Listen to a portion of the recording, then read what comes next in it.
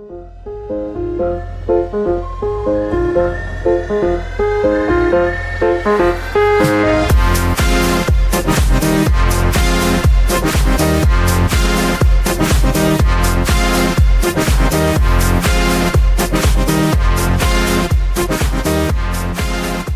to episode 44 of The Expert and the Idiot. Today I'm talking to Tony Doerrer of Revision Reptiles. We kind of connected over yellow anacondas, and but something else that you have that's pretty cool is the elephant trunk snakes that I definitely want to talk about. Those are some bizarre animals. I'm repping my USARK shirt today. If you're not already a member, oh, so are you. If you're not already a member, go get a membership to USARK and USARK Florida while you're at it. So much of the legislation that happens in Florida ends up kind of spreading out from Florida and up north and out west and all over the place. So yeah, really any organization you can support that supports your rights as a keeper it's worth the effort, and it's worth a little bit of money it takes. They don't ask for a ton. And if you can give a ton, then go for it. But so Tony, how did you get started in reptiles? What got you into them? When did it all start? When was the downhill or the downward spiral rather? Well, as someone growing up in Southern California, I was always outdoors catching them, little lizards, fence lizards, trying to find any kind of snakes and things that we could. I have family out in the desert area in El Centro, Brawley area. So when we were dragged out that way, I wasn't sitting inside. So I was always outside trying to tear up farmland and stuff that family owners had or family members had. So I've always kind of been fascinated with reptiles. Unfortunately, growing up, I was never allowed to own any snakes in the house. We could catch lizards, things like that, bring them in, put them like little kids do. We try to keep them alive for a while, and then you let them back out, or they end up passing because you can't properly take care of a wild animal that you caught as a child. And my stepmother was never a fan of snakes, so there was always the kibosh put on that. Finally got one probably into high school, early high school, mid high school days. Finally talked my parents into letting me get one. My dad basically said, "Hey, you save up and research. You can get a lizard." And I swung for the fences and researched Nile monitors and water monitors. And I did about 8 months worth of research, saved up my money. So I converted a 6-foot display case into a tank. We also had a 4-foot display case I converted into a smaller 4-foot tank. And then when it was time to go get the animal, my dad's like, "Wait, what are you wanting? Oh, you want a water monitor? Yeah, no, you can't have that. Your mom's not going to allow that." It was a good choice. Positive, I did the 8 months worth of research, so it was kind of a heartbreak on my end. They just at the last minute get that kibosh. It was a smart choice on their end because no mid-high school person really should own a water monitor, I guess, especially if you're at college and other things like that to go through. So I ended up getting a jungle carpet python, or what was said to be a jungle carpet python, from a local store in the area, and had that for, I want to say, about 4 to 5 months before my brother, when I was away on a weekend, he ended up taking it outside for some sun in a 10-gallon tank and oven baked the thing. And after that, it was, your mom's really not going to sign off on any more snakes or anything like that. So got that kibosh. After school, I kind of got kicked out because I didn't go straight to college. So I wanted to figure out what I was doing. And my parents were like, "All right, summer's over. You didn't go straight to college. You got to figure out stuff on your own." And then once I got settled, it was, well, now I don't have anybody to tell me no. So I started researching again, ended up getting a couple tegus. Started off with those. They were a little cantankerous. Got another set of carpet pythons, stuck with those, and then just it kind of took off from there. Got into yellow. Did research, consistent research, probably another 6 to 8 months of research on yellow anacondas because I really wanted an anaconda. Why it stuck out to me, I wasn't quite sure. I didn't want a green anaconda. It was always the yellow, so they were difficult to kind of figure out and find the research, find the information on. And then, of course, once I had the information and I was comfortable on it, it was Well, now where do I get one? They're not exactly, especially what 2000, that was 2006. So they weren't exactly the most readily available, and they're still not the most readily available. So Mm-hmm.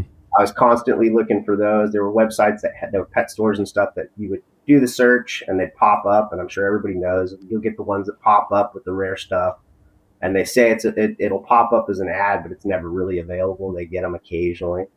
And then, so I just kept doing that and kept searching, and finally found East Bay Vivarium up in the Bay Area in California.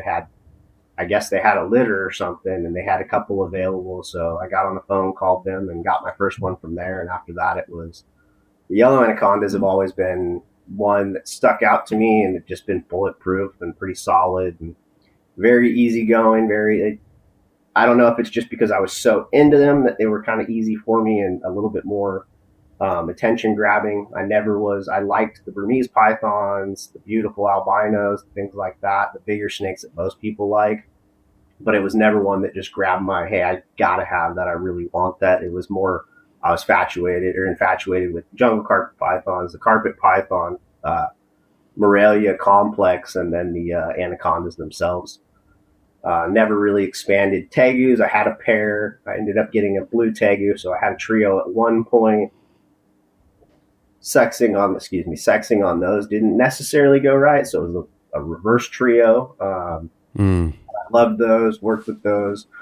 Eventually, my wife and we will get another tegu. We absolutely love the black and white tegus as a puppy kind of thing.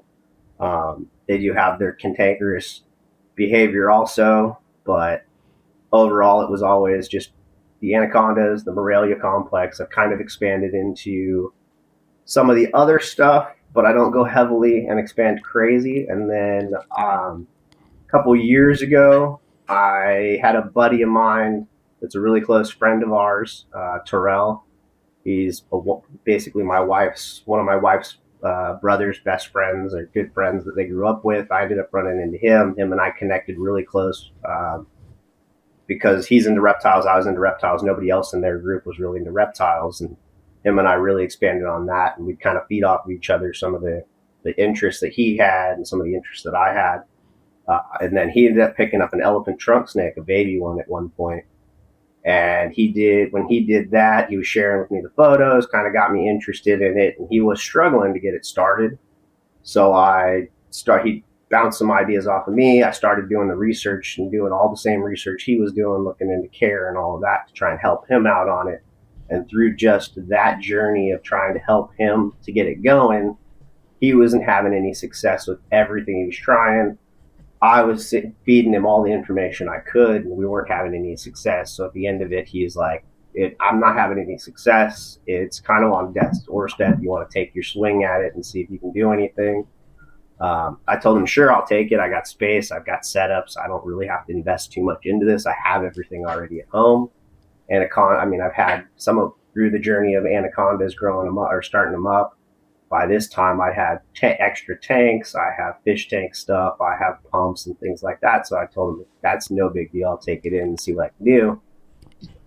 Tried that out, and unfortunately, it didn't work out for me either. I thought I got it feeding once, and it's highly possible it ate once, but I never confirmed or saw anything. And then I ended up passing at some point. So didn't work out for me, but that was one of those of, okay, well, I was given this on death's doorstep. It was set up for failure, and now I don't like being set up for failure, and I'm not one that really likes failure whatsoever. So I'm a pretty determined person, and I'll take as many hits as it takes to kind of figure something out if it really is something I'm interested in. And that kind of what really dove me into a high level of interest in the elephant trunk snakes. And now I'm still working pretty heavily with them. The end of this last year, I got kicked quite a few times in the balls back to back with some of the stuff I had. But I've still got a few of the projects going, and then this year I plan to kind of kick it up and add some more and expand that back up and keep that focus going for sure. So that's interesting. And the yellow anacondas, I actually had one back in probably like 2011, I would say. Can't remember where I got it from, but yeah, I went with him because I just knew that it was a more manageable size, you know? But then, it's daunting providing like a small basin that they can soak in, and it's like you're watching this animal grow and you're like, oh man, am I going to be able to give this thing, what it wants or what it needs long term?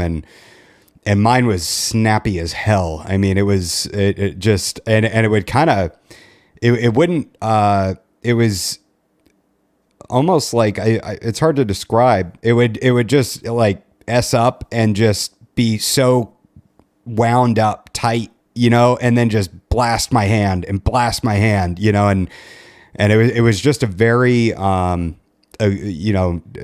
just a very tightly wound animal, very nervous, very unsure.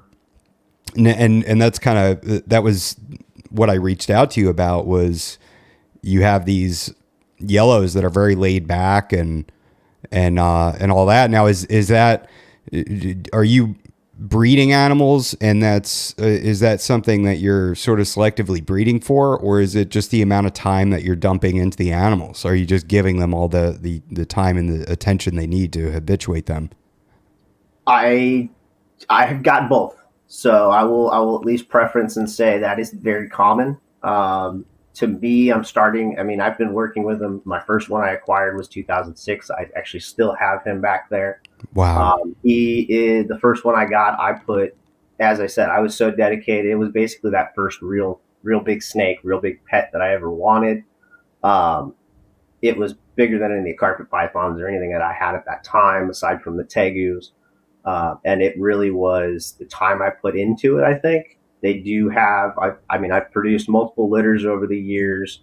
I wouldn't say I'm breeding for or selectively breeding for the most calm demeanor or anything like that. I don't think it's necessarily you're going to breed the calmness into them. I think it's a comfort and more just how they feel in the environment, or how they're kind of brought up, which is similar to a lot of snakes, really. Carpet pythons are a great example. They're very defensive and snappy in the beginning. The more frequency or just overall time that they have with handling, even if it's just occasionally, they tend to be a little bit less snappy and less defensive. With the yellow anacondas, I would say, like you were saying, they'll occasionally S up when you're coming to them, and they'll tag you, but it's never. And I personally have never taken a feeding bite from a yellow anaconda in all my years of working with them. From adults to babies to juvenile, I've never ever taken a feeding bite. It's always been a defensive, get away from me, don't touch me. Actually, in most cases, once you have them out, that defensive strike right away is just hey, you're intimidating me, get away from me. Once you have them out, you're not as likely to get that bite unless you're doing something like this in front of them, kind of like snake charming them, which again is you're providing a target that's threatening to them.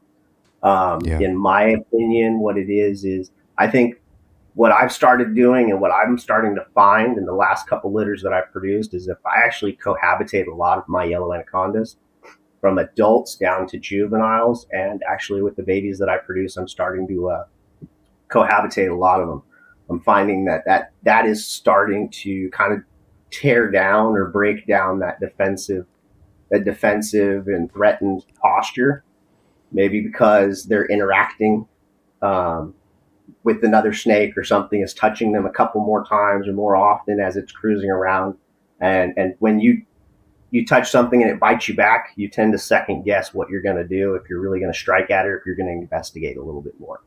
That's really interesting. I know that's what Rich Crowley does to tame down his short-tail pythons. He does the same thing, puts them all together, and then they kind of bite it out, and it's like all of a sudden they figure out that like, hey, maybe I don't want to do this anymore. I don't want to get it back, because it starts that chain reaction. Something else I had just heard from Rachel Pickstein was the rattlesnakes. They actually found that when rattlesnakes are together, they're less nervous. And this was from relocating rattlesnakes, where they found that when they put multiple in a bucket, they were less likely to rattle, and they were just overall more relaxed. So it's almost like they were comforted by being surrounded by other snakes. Yeah, because again, you're realizing that not everything is a threat. Not everything is coming to hurt you. Because you think about if you put babies in a hatching rack independently, and you open that, there's a giant monkey just opening it. I've got nothing else around me. I'm Yeah. completely safe and comfortable, and all of a sudden my environment's been disturbed, and there's this large monkey or this large item that now I have to perceive as a threat. With yellow Yeah. anacondas, to me the reason they're just naturally a little bit more defensive. They're not the giant green anaconda, so they're not the beast of their area, but they're not tiny. So when they're babies, they are really small. Everything's a predator, so that the only thing they can do is defend themselves. As they get bigger, they're a little less likely to be fed on or eaten, but they're still a predator to a lot of the items and a lot of the things in their area. They're just now a larger food source for some of the larger items. Um, Yeah. in most of the adults and some of the babies, once you have them out, they do calm down. They kind of get in an open environment. They're a little bit more placid. I find personally that when I had them inside in a small room, if I had to take a large one out, it would take a lot longer for that thing to calm down just because the room is more confined. It's got less place to go. You can't let it stretch out as much. I think a lot of retic people are starting to realize that too, is once you get your snake outside, the bigger the snake, you get it outside in an open area, it calms down much faster and then it's easier to handle. Yeah. The smaller the room, it's kind of difficult when you pull it out. There tend to be, hey, I'm going to strike this way, I'm going to strike this way. And you can't, you're such close quarters that it's not easy to get away. So it still feels like a threat. How long do yellow anacondas live? I can tell you, I've read the books and all of that. So you've got the classic 25 to 30 year lifespan kind of thing is what's quoted. I have my oldest one right now is 2006 baby, and he's still kicking. He's still good. So I'm expecting a few good more years out of him. So I'm going to say the 20 to 25 year range is actually pretty accurate. I would hope Yeah. more. Obviously, it's one that he's near and dear, very very near and dear to my heart. He's kind of what really started any of the actual reptile breeding and kind of my real adventure into kind of reptile breeding and stuff like that.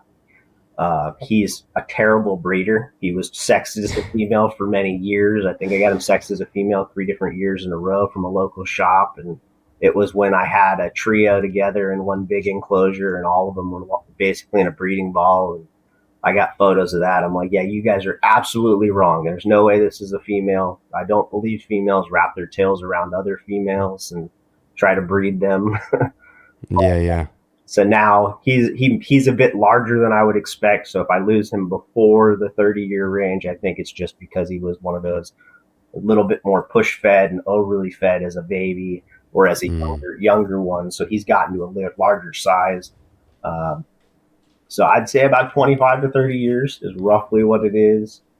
I'm no expert on that end because I haven't had one go full life cycle quite yet as to live and die. I've lost very few. I lost one hold back to a terrible breeding accident that it retained it as giving birth. It retained something, got clogged, and internally stuff started going bad, and it just was too late by the time I realized, and everything went on there. Other than that, I've never lost one due to age or really lost many at all. Over my time frame working with them. So the oldest one I've got is the 2006. So we're talking almost 20 years now, or 18 years, rolling on 19 years. So what do you consider push feeding, and how would you recommend somebody feed a yellow anaconda for longevity, so that way they have a longer life? For push feeding, I would say if you're just feeding it every week to every 2 weeks, you're probably push feeding. If you're trying to give it the largest meal it could possibly eat and just cramming as much food as it'll take, you're trying to push feed it. I would say most people that try to push feed it are going for that breeding. I need it to breed in 3 years. I need it to breed at this time. I need it to be this size. Everything says it's an anaconda, so it's got to be huge. Yellow anacondas are not massive snakes. They're really not. I've seen red-tailed boas and Colombian boas much larger than yellow anacondas, in my opinion. My breeder males are smaller than most 2-year-old retics, if Wow. if not younger than 2 years old. Um, Jeez. as babies, I would say I feed typically every 2 weeks. A rodent, I offer food the moment they're born, so within the first 24 hours, they'll typically eat. They'll be born. Wow. I'll set them up individually and put a frozen thawed rodent in that same enclosure with them, and most of them will have eaten that first night.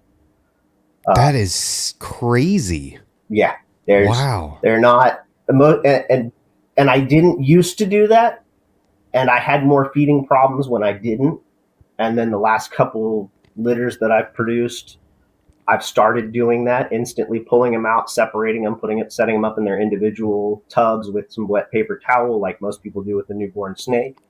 But I've recently started putting that frozen thawed, and not a pinky. It's always a hopper or a fuzzy or something bigger in size that has some bone structure.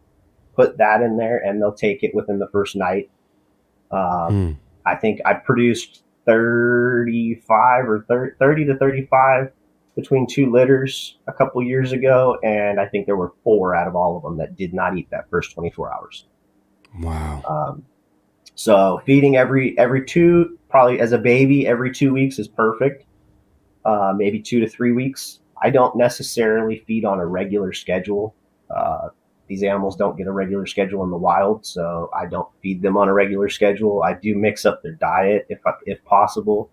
They'll eat just about anything if you introduce it to them. I would absolutely recommend everybody avoid guinea pigs. I made Why? They're high in fat, so defecation is horrible. Cleaning a water dish that has a high fat content as a defecant is not something anybody wants to do.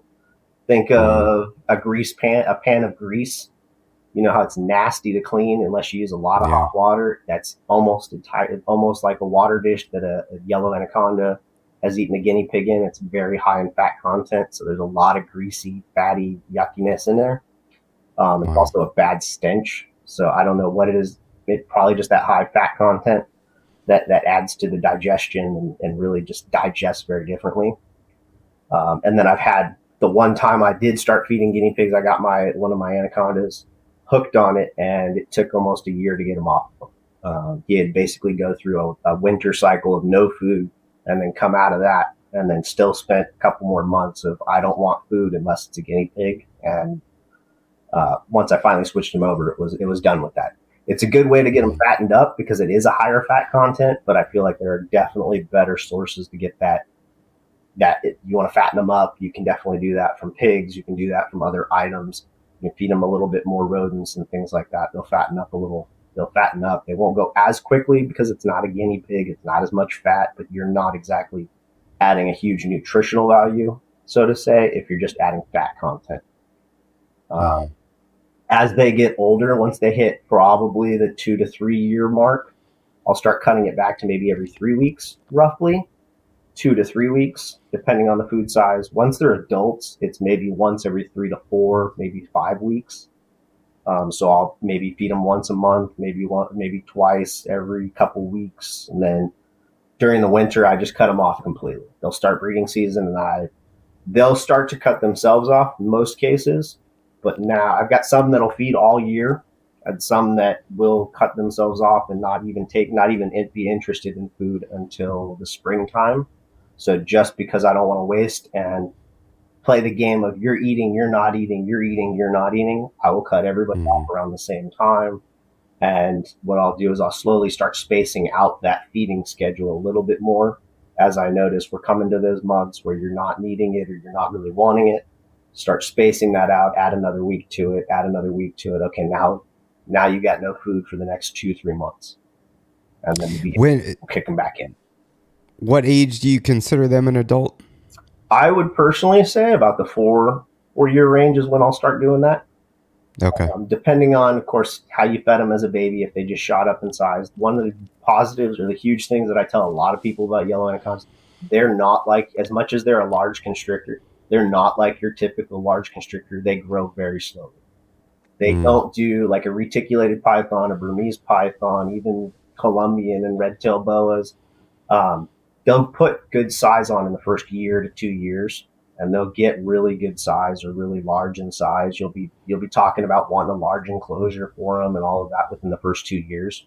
With a yellow anaconda, a V70 will last you 3 years, depending on Mm. how you're feeding. If you're feeding heavily, just to get it up to a breeding size and all of that, you're not going to necessarily make it 3 years for that animal just because you're feeding for that. But if you're just feeding moderately and feeding consistently and just feeding for an animal that you're really caring for and just you want healthy, you can get away with some smaller stuff, and they don't grow significantly large. I think about the 3 to 4 year range is when they really start to pack on the size and start to push on. Okay, now you're looking at them every month or so, and you're going, "Wow, you're really getting big." Mm-hmm. It's only been like the last 2 years that I've really looked at my oldest one and got my wife and I've taken him out, kind of put him in the sun and kind of let him stretch out. And we just look at him and go, Jesus, you've gotten massive over the last year. Yeah. And he's at the 18, 19 year range now. So how many meals does he eat in a year, do you think? Like, how many months does he go without food? He'll go 4 months without food. And then he'll maybe have on average about a meal to a meal and a half a month. But he's feeding on 2 to 3 pound pigs right now. Wow. Okay. So he's getting like 6 to 8 meals a year about, Yeah. and those are going to be okay. Yeah, and then if I'm feeding if he gets leftover rodents or small rodents, then he may get a little bit more, but it's like a potato chip to him at that size in that case. Yeah. What? So how does that pig look like next to an extra large rat? Is it like half the size, a third the size? You're talking next to an extra large rat. You're talking probably Yeah. a third the size, but Okay. Okay. half to a third the size. Yeah, Okay. Wow. So how big around is he? I'd say he's a little bit bigger. He's probably about that big around. Wow. At his widest Okay. spot. And again, he's old, so he's taken some time to get there. The other proven breeders that I have are maybe softball size in diameter, maybe a little bit larger than softball size in diameter. The males are slightly larger than a baseball, just under a softball, I would say. Okay. And is that where you're comfortable having them? Yeah, I actually try to keep them lean. I don't feed heavily because if I'm going to produce a litter, I don't want to produce hundreds upon hundreds of babies. I don't want a litter of 30 babies. That's a lot of yellow anacondas to find homes for. That's a lot of snappy mouths to kind of mild out. Yeah. When I'm trying to find, I don't really advertise heavily trying to move them. I do advertise that I have them, but I also quiz a lot of people or ask a lot of questions to ensure that, hey, you're not just going to get this and then in a month and a half I'm going to see you're trying to flip it because it's too crazy for you. I want to make sure you know what you're getting into, that you know this is an animal that it's going to be defensive and it's going to take your respect and your time to kind of get that animal that is a show animal or something that you want to take out and show all your family members. Yeah. I don't want to scare people and say that can't happen. My oldest one and a couple others I've used in my local vet educational shows for many years, interacting with future vets, kids that were trying to become vets or interested in being vets, from children down to, again, 4 years old, 3 years old, all the way up to full grown adults, retired people, and had no issues. But I also have ones that I wouldn't let my kids touch, and I caution a lot of people from touching just because it does have that. Maybe I haven't worked with them as much, or I didn't focus on, hey, we're going to handle you as much to get you that used to it. It's really, to me, how much time you put into them, how much work you put into them, how you want them. They're kind of like that. You don't take your dog and just tie it up in the backyard and throw food at it and expect it's going to be your family pet or your friendly neighborhood dog. But you're also, if you want that, you're going to have to put that time in and kind of put that effort in. So these, I feel like, are a lot like that. You can easily have the classic and the common conception of it of it's a defensive animal, they're crazy and they strike. Or you can get that snake that, hey, you know what? I broke the mold and it's actually a great snake. It's not a 75 foot or a 15-foot snake. It's not extremely huge to where it's 100+ pounds. I have a reasonable large snake that's very impressive and easy to handle, or you can have that one that, hey, be careful when you go over there. Hmm. How long is your male? I would say I'm gonna get called on this because Brandon always says he's much larger, but I would say personally he's about 9 foot, 9.5 foot. Okay. So I average females are typically about the 12 foot range. They have the potential to be the 15 foot range. Hmm. I think 15 feet is a very old snake if it's going to be that large. 12, I think, is still that's a very mature yellow anaconda. Breeding wise, 8 foot is what I would say is a mature adult female who could produce. And I would Okay. say you're looking at 4 to 5 years is what you want for something like that. So don't again, that's at house. They're more of a slow growing snake. You're not going to get that really large size. They don't shoot up in length really, really quick like your retics or your Burmese pythons. The males, you're looking at 8 to 10 foot is really where your average size will be. The 10 foot's going to be the older and the larger snake. 6 foot is probably your breeding size or your mature male size.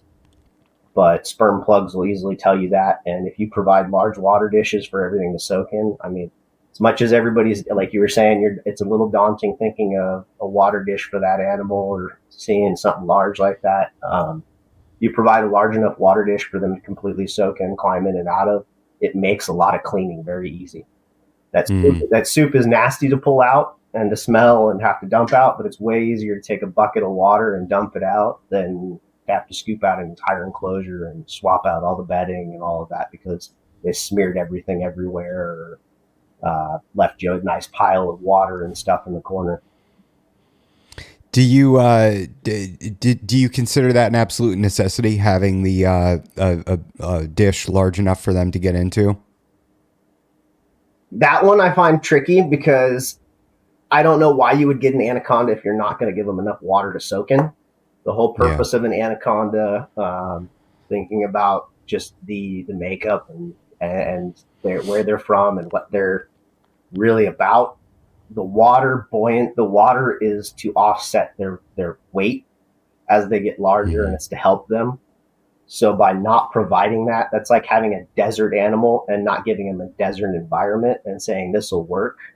Um, Yeah. so for me personally, I frown and I have a hard time. And I know plenty of anaconda breeders, especially green anaconda breeders and other anaconda breeders, that give them the dish that they can kind of partially get into. They can get the water.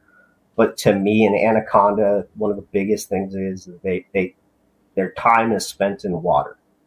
So why would you personally not want to give them at least enough water to completely submerge in, soak in, something like that?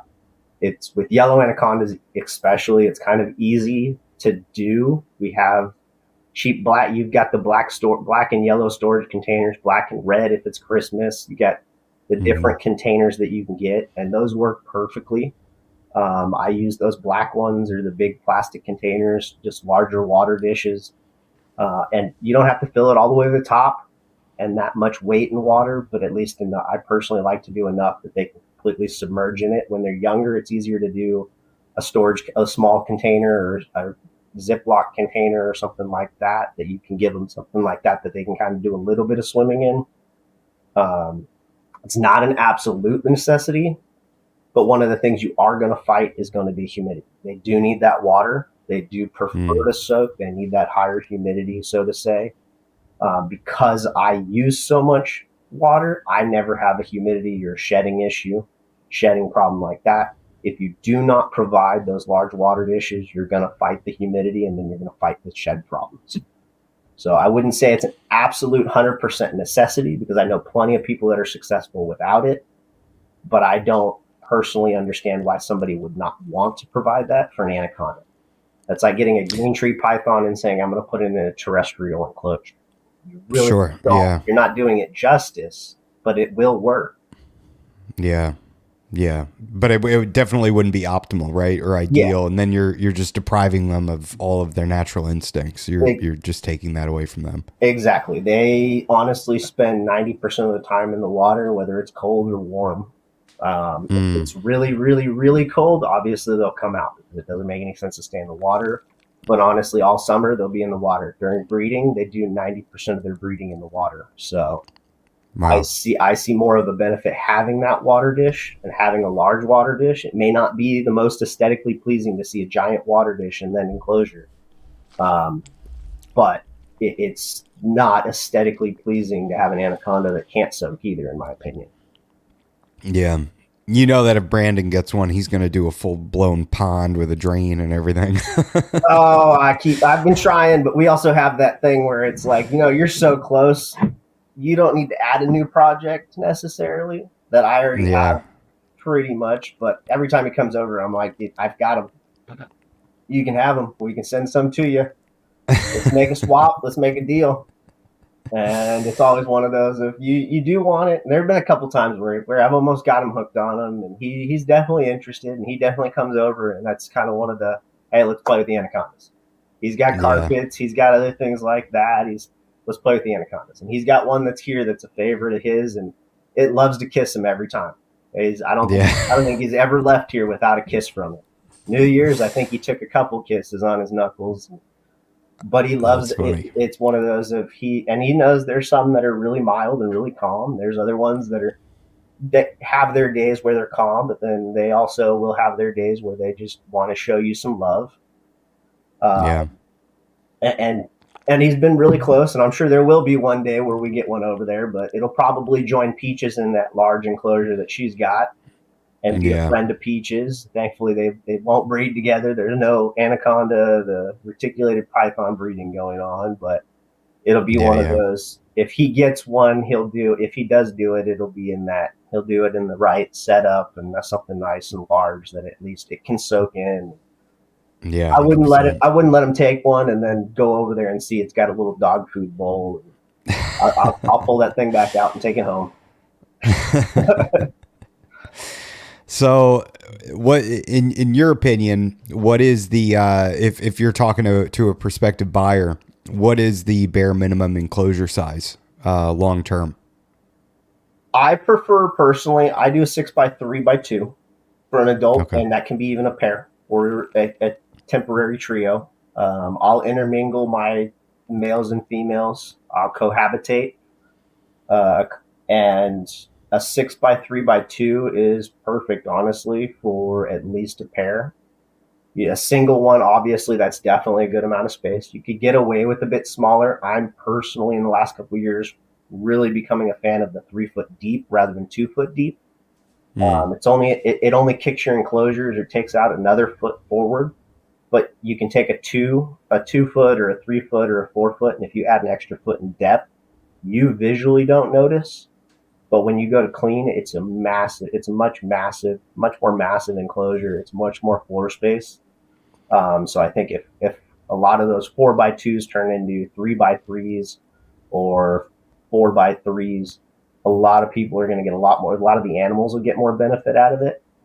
Um, Again, a 2 foot is perfectly fine, 2 foot deep.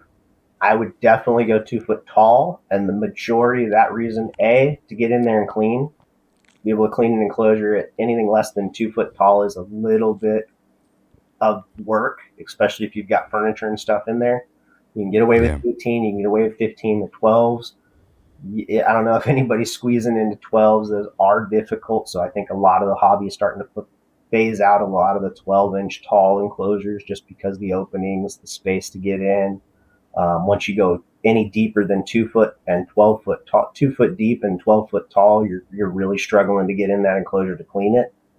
Um, Yeah. the advantage to a 2 foot tall is you get a larger water tub, and you can leverage a larger water tub, which is less likely to be dumped over by a large snake climbing in and out of it. So Mm. it'll when it goes to tip it, if it tips it, it's going to hit the ceiling and prevent it from completely tipping over, which will allow you to put either less water in it or use a larger water tub that has a good amount of water in it. And you're not worried about your snake necessarily flooding your enclosure by spilling it every time they climb in and out. If you've got a shorter, you can do the same thing. You just got to use a wider tub. But for younger stuff, I would start. I start most of my hatchlings, or not hatchlings, but newborns out in basically a hatchling rack just to get them going, and then I'll upgrade them. The V70s honestly work very well for quite a while. One thing with that is if you have one in there, I would go probably one size down and do a boot box container. If you're going to do a smaller one by itself or even in a pair, just to give it a smaller environment. The larger the environment you provide for a young one, you're kind of opening the door for that defensive behavior a little bit more because it's got a wide open environment. You're going to, but again, like going back, like we said, you pull that open, you close that, you open it, and then you kind of look at them, they're exposed. It felt nice and comfortable, but now you've pulled them out and they're exposed because they're in that large environment. I find the boot box setup works great for a pair, maybe even a trio. The V70 is awesome for a trio over a period of time, and it'll last a while. So they'll get very comfortable in that enclosure.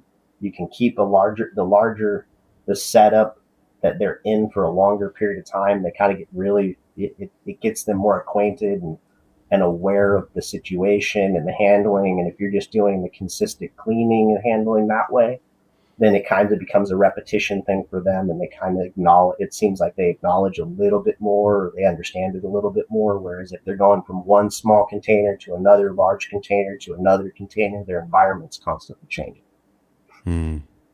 It seems like, so you're fully on board with them being cohabitated? Absolutely. I've never, and again, it took me quite a few litters and quite a few years to start doing that with my adults. I've kind of always done it just because I've moved around from apartments to homes and different things like that, trying to get different enclosures, figuring out the different sizes that I like. At one point I had them I found a local Cage by Designs 8 foot by 3 foot or 8 foot by 4 foot by 6 foot tall enclosure and had them set up in that. Damn. That was beautiful. It was nice. It was kind of cool seeing them. They'd use the shelves along the back. If you're aware of those Cage by Design enclosures, they'd use those mounted shelves on the back and bask up high. And then when you went to the enclosure, they'd dive off the shelves and into the water dish. That was holy cool. Shit. And they're not. If you give them vertical space, they'll leverage it from time to time. They'll take advantage of it. They'll explore. They're not exactly I'm just going to sit here and lay like a log all the time. They will be exploring. But yeah, I cohabitate from juveniles up to adults. I have no problem intermingling, and males. I've had males together. Again, my original one was missexed for 3 years and cohabitated and I've never had anybody, and knock on wood, because it could always change tomorrow. But in all the years and all the litters that I've produced, I've never had one cannibalized. I've never had them attack each other to the point where there was injuries or problems. The worst I've seen is they've gotten into that little ball fight where they're just wrapped on each other and somebody's tooth is snagged on the other one. Now they're just wrapping in circles and circles to try and get undone, and they're fighting with each other that way. But I've never had injuries to each other from that. I've had probably more live rodent injuries than ever an anaconda on anaconda problem. And that's between adults all the way down to babies. And you think that benefits them and kind of the way that they interface with you as a keeper and just their overall experience, being in the cage and everything, being together? I think it is beneficial. Personally, again, it helps with I think it makes them more comfortable. They will, kind of like you see rattlesnakes and other snakes that kind of cohabitate.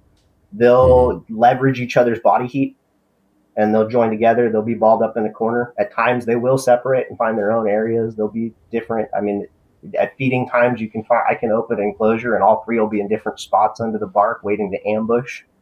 And then there's other times where they're all together, huddled together, and perfectly fine. I don't think it's bad necessarily if you're upkeep. Obviously, if you let the enclosure and the health and stuff go bad, that's where you're opening the door for risk.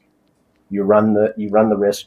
And one of the cautious things is anytime you cohabitate anything, you run the risk of cross contamination between one animal to another. But as I said, personally, I've never had I've had less issues with anaconda sicknesses than anything I've ever worked with, from Morelia, tegus, elephant trunk snakes. Uh, I've worked with green tree pythons, different other pythons and things like that. I've had far less health issues or problems in general. They're almost bulletproof, to be honest, unless you leave them out in the sun and bake them, or you're freezing them to death. I don't see many issues with them. I've had water blisters before, but that's been I think I've had that one time, and that was an animal that just honestly did not ever want to come out of the water dish. Didn't matter what time of year it was. And the only way I solved that is I kind of took the water dish away and went to hey, you get a small dish until your blisters clear up, and then gave it another week on that end. But that was more, it was always in a humid environment. It was dumping its water dish over. It was soaking in the water dish. It was never really dry. But how did you treat the blisters? Was it just remove the animal, or did you do something with like chlorhexidine or anything like that? It was, I got what was it called? It's a cream. I worked with my local vet, and it was a cream. I pulled all the water dish out. It turned around and at that time I was keeping on paper. So with it soaking constantly, when it did come out, it would soak the paper, and then just the humidity was always, the enclosure was always wet. So I pulled water dish, and I would give it access to brief soakings, give it access to water, and then pull the water away, and then it'd go another day without it or stuff like that. But again, I worked with the vet, and it was a silver something. It was some cream that we put on it, and that was really what was the beneficial side. And then when it shed, it kind of helped with the blisters and things like that. But overall, did that leave any scarring, or did it totally shed out? Thankfully, it just totally shed out. So nothing went horribly bad. I mean, it was blisters to where you could pop them, but it was water blisters. So there was some nastiness, but they're so small and they're just under the scales. I've seen it in carpet pythons, probably more than I've ever seen it in my anacondas or anything. So that one was just really. I think the temperatures were too low, and it was soaking so often and so much humidity at that time. That was in the early time when I was starting with the yellow anacondas. I just kind of worked through that, and I've never seen it again in the anacondas. Right on. What I mean, you just brought up the carpets, so it's kind of a good point to segue over to that. What kind of carpets do you keep? My favorite ones are the Papuans. I'm a huge fan of the Papuans, or as a lot of people call them, the IJs. I don't know. I personally don't have a preference as to which has to be. The name changes a bit. To me, the name changes over the years are just I need to make a name for myself kind of thing. I may get shit for that, but it is what it is. Papuans, IJs, those are my favorites personally, and it's more just I like the palette that they offer. I like the earth tones, the browns. I'm a huge fan of orange, so they've got a natural orange to them. They've got more of the reddish brown to them, and then they've just got a lot of variety. There's a lot to them. I do have some coastals. I have worked with coastals, diamonds, Papuans, jungles, Darwins. I've got a little bit of all of those, except jungles. Personally, I don't have jungles. I started with That's crazy. I started with them. I love neon colors, but I think everybody loves yellow and black. And to me, as nice as a jungle is, there's not much left to do with them. There's a lot of ways to go, I'm sure, but you can either make black and white, you can make black and yellow, and that's about the extent of what you got. Yeah. And in that case, if I want black and white and black and yellow, why not just go diamond? Yeah. Do you still keep diamonds? I recently picked up a pair, young adult pair, and I actually have them in an outdoor enclosure. So I picked them up from somebody that I picked up some outdoor enclosures from, and a bunch of other snakes I picked up to help to kind of continue their legacy and their projects. And they had them outside previously, so I've got a pair of coastals outside, and I've got a pair of diamonds outside. And this morning I actually went out, and it's been kind of nice. I got those basically as an early Christmas gift to myself, so to say. And They've been set up outside for a while now and kind of been settling in. The diamonds, I've got cameras and stuff on them so that I can keep an eye on them. And I've got temperature data loggers in the enclosure and in the hide so that I can keep it, since they are outside and it's Southern California and I am coastal. I know we get pretty cold. Like this morning was mid 30s. Holy shit. All right. Now I'm excited. We got to talk about this. As I said, I haven't had them for a significantly long period of time. I got them right before Christmas, literally, I think the week before Christmas, but they've been outside. They were outside at this guy's house prior. And he wasn't as coastal as I am. He was more inland, but I'm a little more coastal, and I've got them set up where their hide box has a heat panel in it. So they've got a hide that stays in the 80s. Maybe it'll drop to the low mid 70s, but the enclosure is as exposed to the outdoor coastal temperatures as I got. And we've been getting into the low to mid 30s at night. So it's been kind of nice. This morning I went out there, grabbed my cup of coffee before getting on here, and walked around, checked on everything, and I'm watching my breath is checking on the enclosure, and the mid area of the enclosure is 30. I think it's saying 39, and they're in their hide box. The moment I touch that door, they're wide awake and sticking their head out of the box. So they're very lively still, and they're active. They've been coming out. One of them's been coming out at night, and one of them's coming out during the day occasionally. And yeah, it's so I'm in Florida. I got 2 females from Brandon Diamonds, and I plan on getting more, and I want to keep them outdoors. So I love talking about keeping diamonds outdoors, and carpets in general. It's to me it's very exciting. It's really cool, kind of giving them what they would get in their natural environment,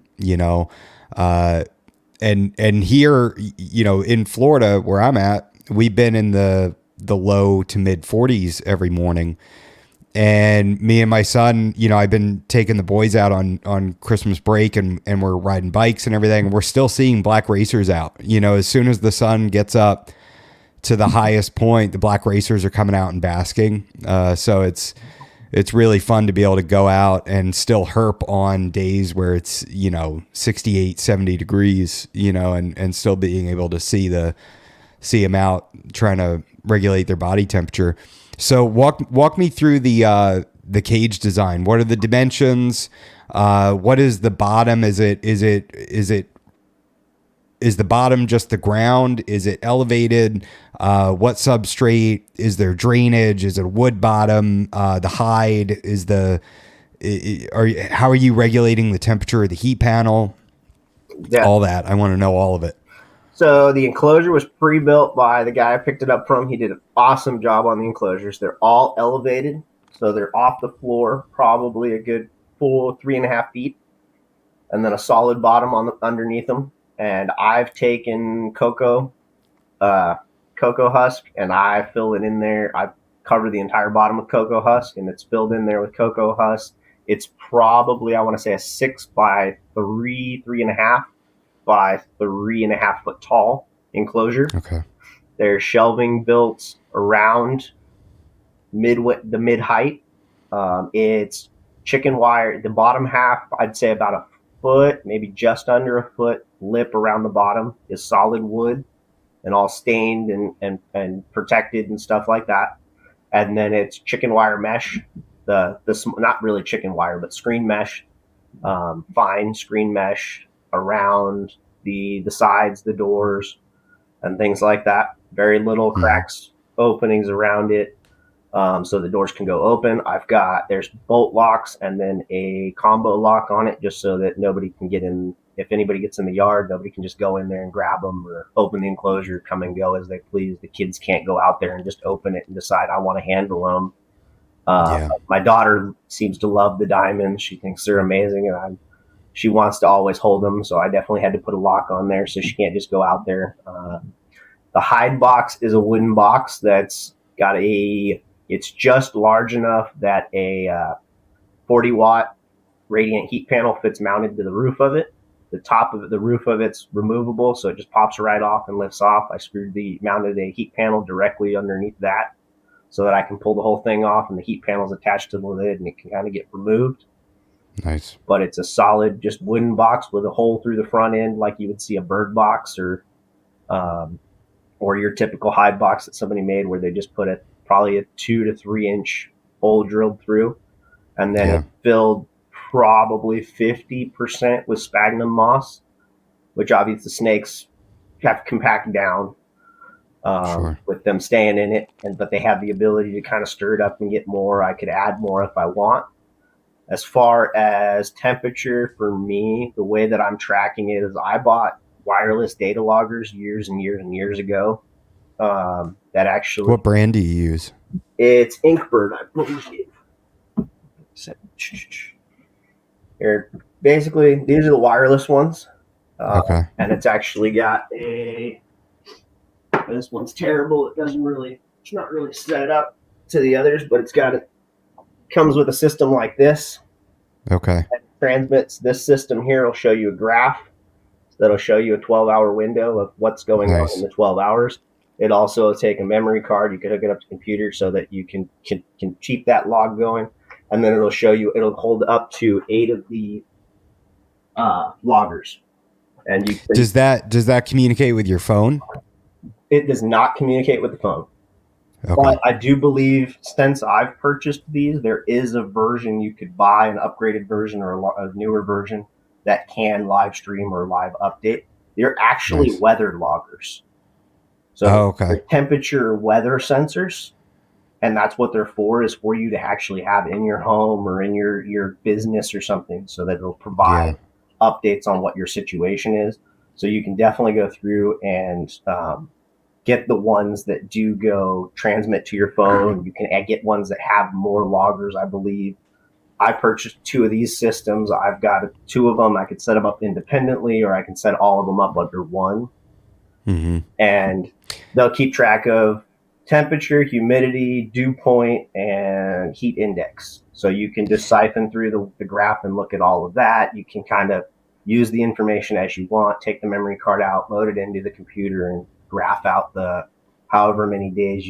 Because they are data loggers, you can program them every second, up to minutes, hours, days. So depending on how long you want, how often you're planning on storing that information, you can adjust it that way. Okay. So, now, how are you controlling the heat panel inside of the hide box, or is that just such a low wattage one that it doesn't go over a certain limit? I have a thermostat hooked up to it. So the enclosure for the enclosure, it came with an outdoor. I want to say it's the outdoor Inkbird single hardwired thermostat. Okay. So I've got that set up on there. What I did was, because I've got the data loggers, before setting everything up, I set that up, set the heat panel up, and ran them in there. I run them for at least a week just to see, okay, when I got the real colds, what am I seeing heat dissipation, or what is it actually running? And if I've got it set here, where is it staying? Obviously, because it's outdoors, the hide box has that 3-inch hole. The cold does impact that heat, but during the day, obviously, it's got that reverse effect where it's allowing at least some breathing room and it's not overheating. And then there is a probe for that thermostat right in that box also, so that it has that ability to say, hey, we're getting too hot, we're getting too cold. Right on. So does that, like, how high does that thing have to ramp up when it's in the mid 30s? Do you think it's running at like 100%, and that's why you're seeing it at like the mid to upper 70s? Yes, I believe at night it's running that 100%. During the day, it's definitely not at that 100%, because it's really quickly averaging. Probably by the time we get off of here, it'll be back at that 80. I mean, I got up this morning, it was at 79. So overnight, especially when we're talking mid 30s at night, at the real lows, it's working. That heat panel is working. But the hide box, that's going to be more on how well insulated the hide box is. That's going to help you kind of regulate. If you feel like you're pulling too much electricity, try and insulate your hide box a little bit better. If I feel like I want to shut that thermostat off or that heat panel off, I'd probably just fill that hide box to the top with sphagnum moss. I think, honestly, for the diamonds, I could get away with no heat panel in there. Sure. Yeah. And just fill it with sphagnum moss and let them that's one big bird's nest of moss that they're just climbing in and out of. Yeah. I like the comfort of at least knowing at the very least it's getting 30 something degrees. They have the ability to get some heat. Uh, and that's, Yeah, it's pretty wild. I mean, I had on Jason Patterson, and he's in Australia, and he's talked about how they have diamond pythons that are out in areas that get down to 30 degrees, and it's like it's so cool. It's such an awesome animal. yeah, I just I don't know that the heat panel is necessary, like I said, because honestly, yeah having family in El Centro, the desert area, deserts get very, very cold. It doesn't matter how hot they get during the day. At nighttime, they freeze. I have been out in yeah the desert midsummer and at nighttime watched the little ponds and stuff freeze over by morning. And crazy it's crazy to think that it's so hot, but then it gets that drastic swing. So as long yeah as you really have, like I said, if I were to insulate that box with just stuff it full of humidity, that heat alone that they would generate and built up into that would, I believe, be fine to keep them. It's just more the comfort of it's a safety thing from my end. I also don't want to be I know neglecting animals and something like that. But the way that it is set up, like I said, I can go out there at 35 degrees, 38 degrees, and I just flash a light on them. Those diamonds will come flying out of that box, sticking their head out. They're very mm, lively and they're awake. It's not like, it's not like most of your carpets or some of your other snakes that it's that cold you have to go in there and poke them to even get them to move. No, they'll react instantly to any kind of, oh, you're going to feed me potentially.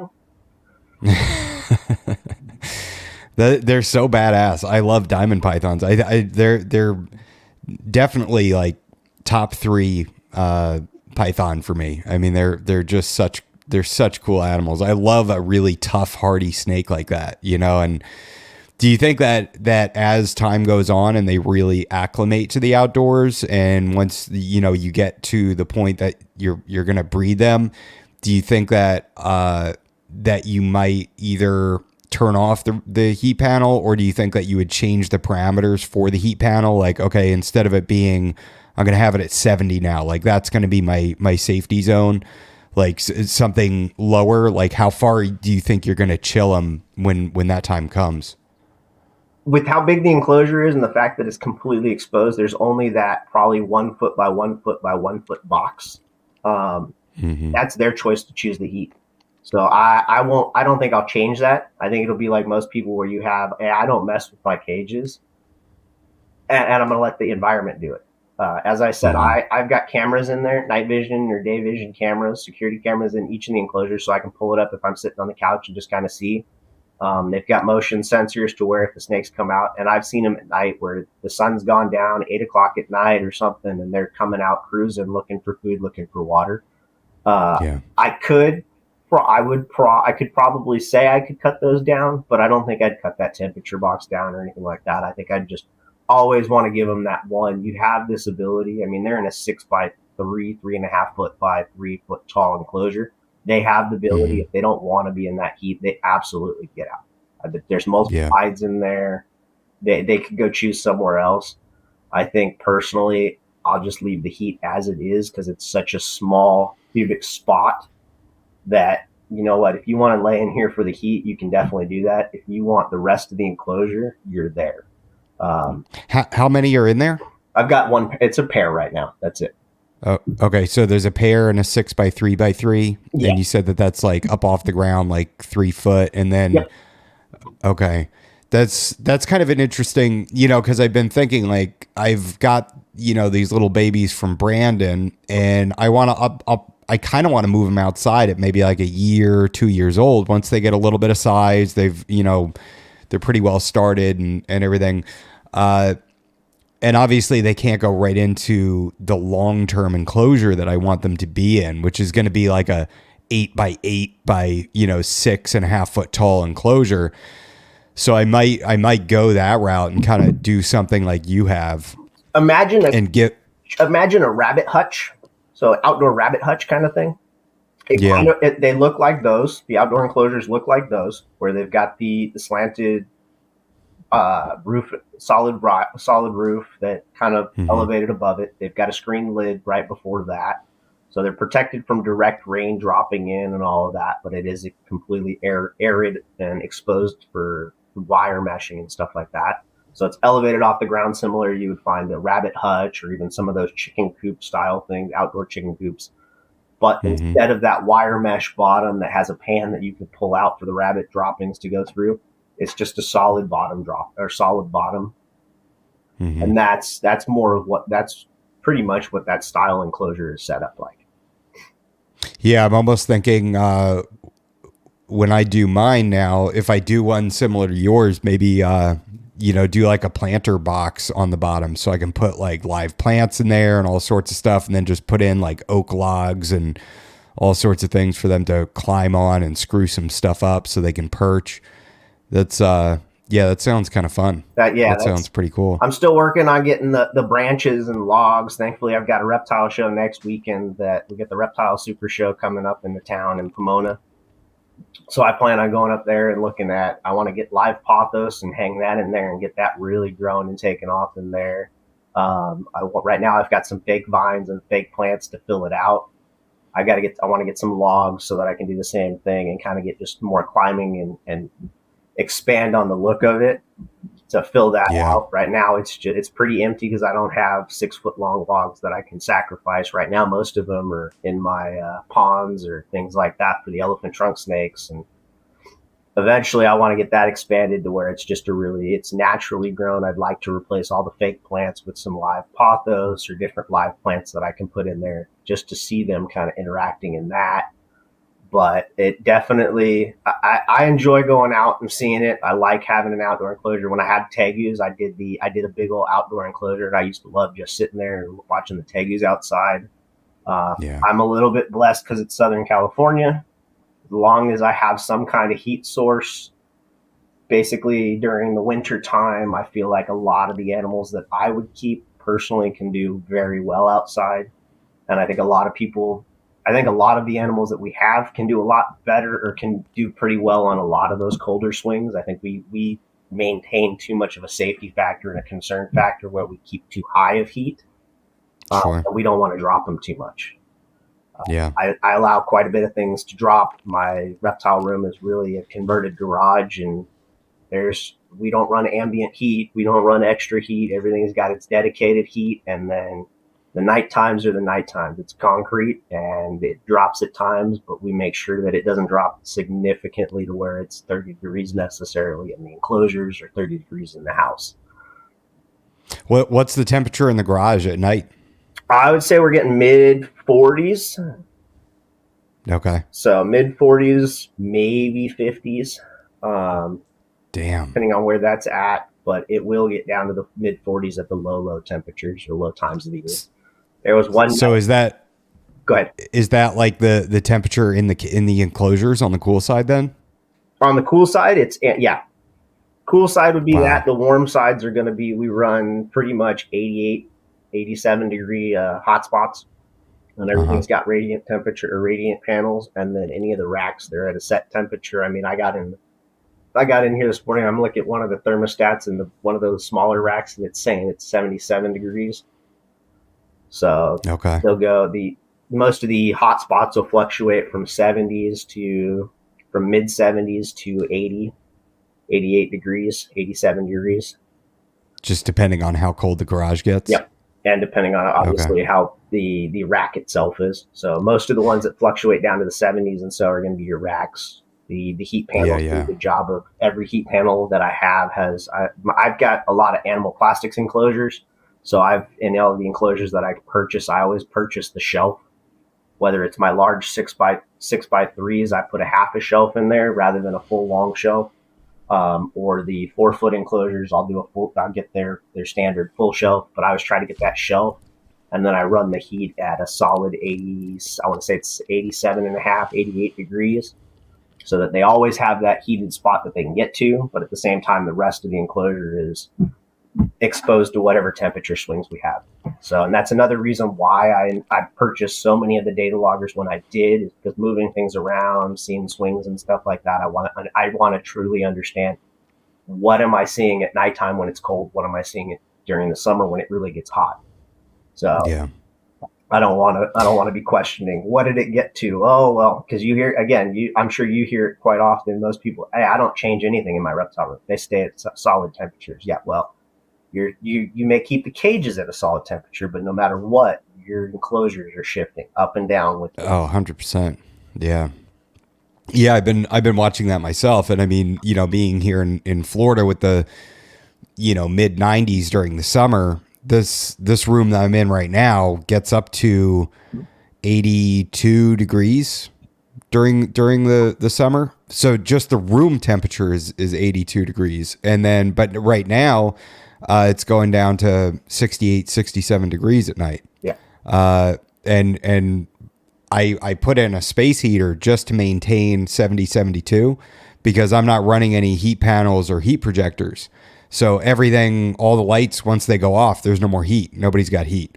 So I figure if I maintain that 70, that's a pretty safe area. It's not too cold, but most of them are out cruising anyway. So even if they had the hot spot, they'd be out, somewhere else doing something else.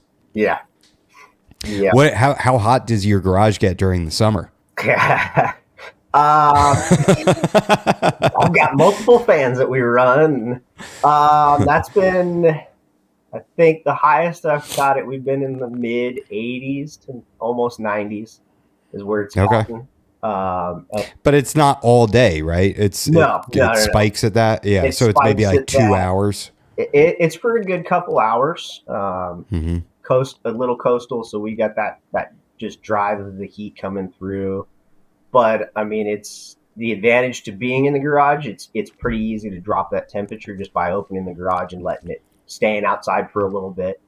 If I'm at work, my wife's at work, we're at work all day. Obviously, we've got that spike. So the last 2 years, because they've been out here now 2 years, so they spent two summers now in the garage. Everything has, and with the data loggers, I always watch. Hey, where are we at? Where are we spiking? And it's maybe a 2 hour spike, maybe 2.5 to 3 hour spike.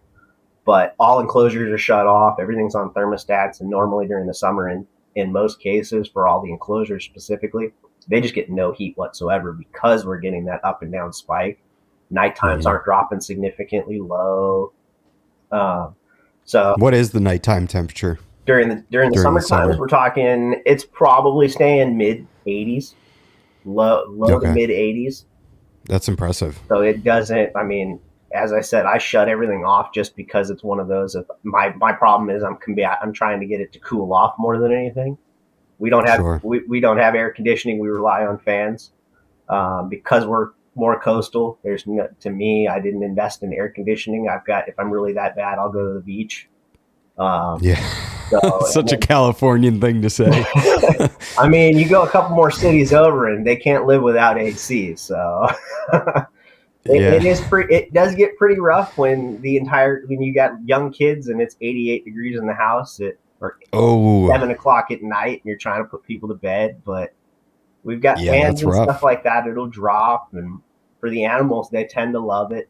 I find a lot more of them are soaking. A lot of people are like, I wish my animals soaked more. You know what? I got plenty of stuff that'll soak midsummer, and it seems to work pretty good.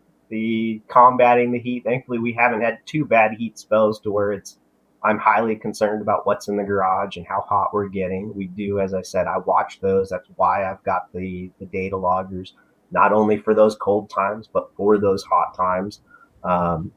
It's easier to combat cold than it is to kind of combat heat when you're not home. Panels can take care of the cold. They can't take care of, you've got to rely on fans to suck air out of a stale room or an ambient room that's kind of closed in, and you can't just leave it open to the public all day. So yeah, it's been one that's been an adventure to kind of make that transition and get comfortable with, but and that's where I'm starting to lean, and I've leaned towards, I think a lot more of these animals can take way more of the swings that most people don't want to get or are fearing of. It's about the longevity of it and how long are they exposed to it, or how long are they dealing with that swing of the high, the low. Yeah. I mean, I've seen that with my animals in this room where I've been shocked, where I'm like, God, the ambient temperature is, mid 80s. and the hot spot, because I'm just running incandescent bulbs now at 100%. Okay. So I put a 25 watt bulb at 100% and then just let it do what it does. And I kind of, what I ended up doing to try to keep it from getting too hot is I put little computer fans up at the top of the enclosures. So when all the light fixtures turn on in the morning, those turn on too. So it's circulating the air, kind of keeps it from heating the air too much. But yeah, it's a constant uphill battle. Like anybody that thinks that they're going to find one easy solution as far as heating your animals, where it's going to be like set it and forget it. Like unless you are in a totally controlled environment where you've got mini splits and all that regulating the temperature throughout the day, you're going to have to manipulate one thing or another. Yep. Without a doubt. And enclosures, like location itself, it's amazing how much the bottom enclosure will vary from the top and how much offset you need for them to be equaled out. It's huge. It can be like 10 degrees. It's bananas. That is a huge thing. And yeah, that is something that should be taken into consideration when planning what animals are going to go where. If you have something that likes it hotter, put it up towards the top. And yeah, I mean, well, like this wall right here that's the outside, so this wall was like 64 degrees this morning, and then the other one's an interior wall. So it's, yeah, that again, it's just so many variables, so many things you don't take into consideration. Yeah. And that right there is probably why, or one of the main reasons why I won't adjust the outdoor enclosures heating hides. I won't adjust them because I'd rather the animals just say, hey, it's too hot, let me venture out here and just sit here.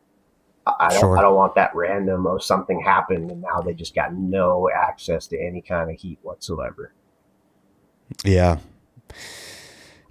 Well, that's exciting. I wish you best of luck with the diamonds outside and everything. That's going to be cool to watch. And I might want to try some enclosures like that. What diameter is the mesh? Is it 1/4 or 1/2 inch? I want to say it's at least a 1/2 inch, if not a little smaller. So the two enclosures have two different sizes. One's probably a 1/2 inch, and one might even be a 1/4 inch. So the coastals are in a slightly smaller, but a slightly smaller enclosure, and I want to say theirs is a 1/4 inch thick. Okay. But with them, I've been finding the male actually will come out at about 8:30, 9 o'clock at night and just sit for a couple hours out waiting for ambush position. And it's almost like clockwork. The female will come out during the day and kind of run around and explore. The male will come out at night in the cold time and in the dark time and just lay stretched out across the top of the hide box. That's awesome. Waiting in like an ambush position. And it's almost like, as I said, I got them right before Christmas. I pulled all this in before Christmas, and it's almost like clockwork since I put them out there. I took probably a good week and a half before I moved the coastals outside, but they were outside prior to. I just wanted to feel comfortable with how the enclosure hide was running. It's a larger hide box. It's kind of more built into the floor. Yeah. So I wanted to make sure that one was holding its temperature more effectively. And I was pleased with that. So when I moved them out there, they go in there at night, and the male seems to consistently come out around 8:30, 9 o'clock, and he'll be out for at least an hour, if not 2 to 3 hours. And he'll just lay out in the cold. The female won't come out. Doesn't seem to be coming out at night. The cameras haven't caught her at night, but he's out. And he's not exactly exploring everything. They'll leave his the very tail end of him in the hide, and then the rest of him will be stretched out over the enclosure and wait in an ambush position for something to come by, it seems. That's so cool. Yeah, it's awesome to be able to see that kind of behavior and everything. So, what do you have any like trees around you where you could just cut branches off and give them branches? We do have trees where I'm at. It's actually an HOA, so I'm not just going to go randomly cutting off trees or things like that. I do have a park and stuff that I can go to, but I'd rather get. I have in my adventures to work with the elephant trunk snakes and building custom ponds and getting large logs. I have somebody local that actually does and purchases and fills an entire garage full of various types of logs and branches and woods. Oh, nice. He has a family property back east where he'll take a truckload and just go out, spend some time with his family, and then they'll just walk through the property and pick up manzanita, ghost wood, and different types of logs. So I can get 6, 8, 10-foot logs if I really want, or small branches and things like that. And basically, if you've gone to your most reptile shows have that one vendor that has basically a booth of just giant branches and wood. Yeah. And he basically wholesales to the locals that do that, and the fish stores and things like that. So he stocks his garage with it. And I found him online and sent through the projects that I was working on. And so when I reach out to him, if I'm going to get logs and branches, I'd rather just get the specific manzanita woods or the ghost woods and things like that than necessarily what we have here, because with the sizes I'm talking about, they're not going to fit in my oven. I'm not going to be able to bake them. I don't want to introduce those extra things. I'm not highly concerned of kind of the parasites and things that come with woods. So I could do that, but if I'm going to do it, I'd rather just pay the money and just for that peace of mind and get go hand select from an entire garage of stuff and get some good ghost wood or manzanita wood that I know is nice and solid. It's nice and clean and all of that.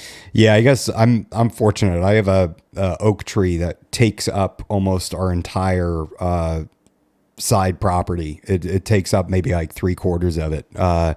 So I go out there with my saw and I'll just cut stuff down and then take the chainsaw and start manipulating it and figuring out like what diameter I want and, you know, all that. And I kind of hand pick everything. And I assume, you know, at least for the outdoor enclosure, whatever is on that wood right now is whatever's going to be in the enclosure anyway. So it's like, it's all native stuff.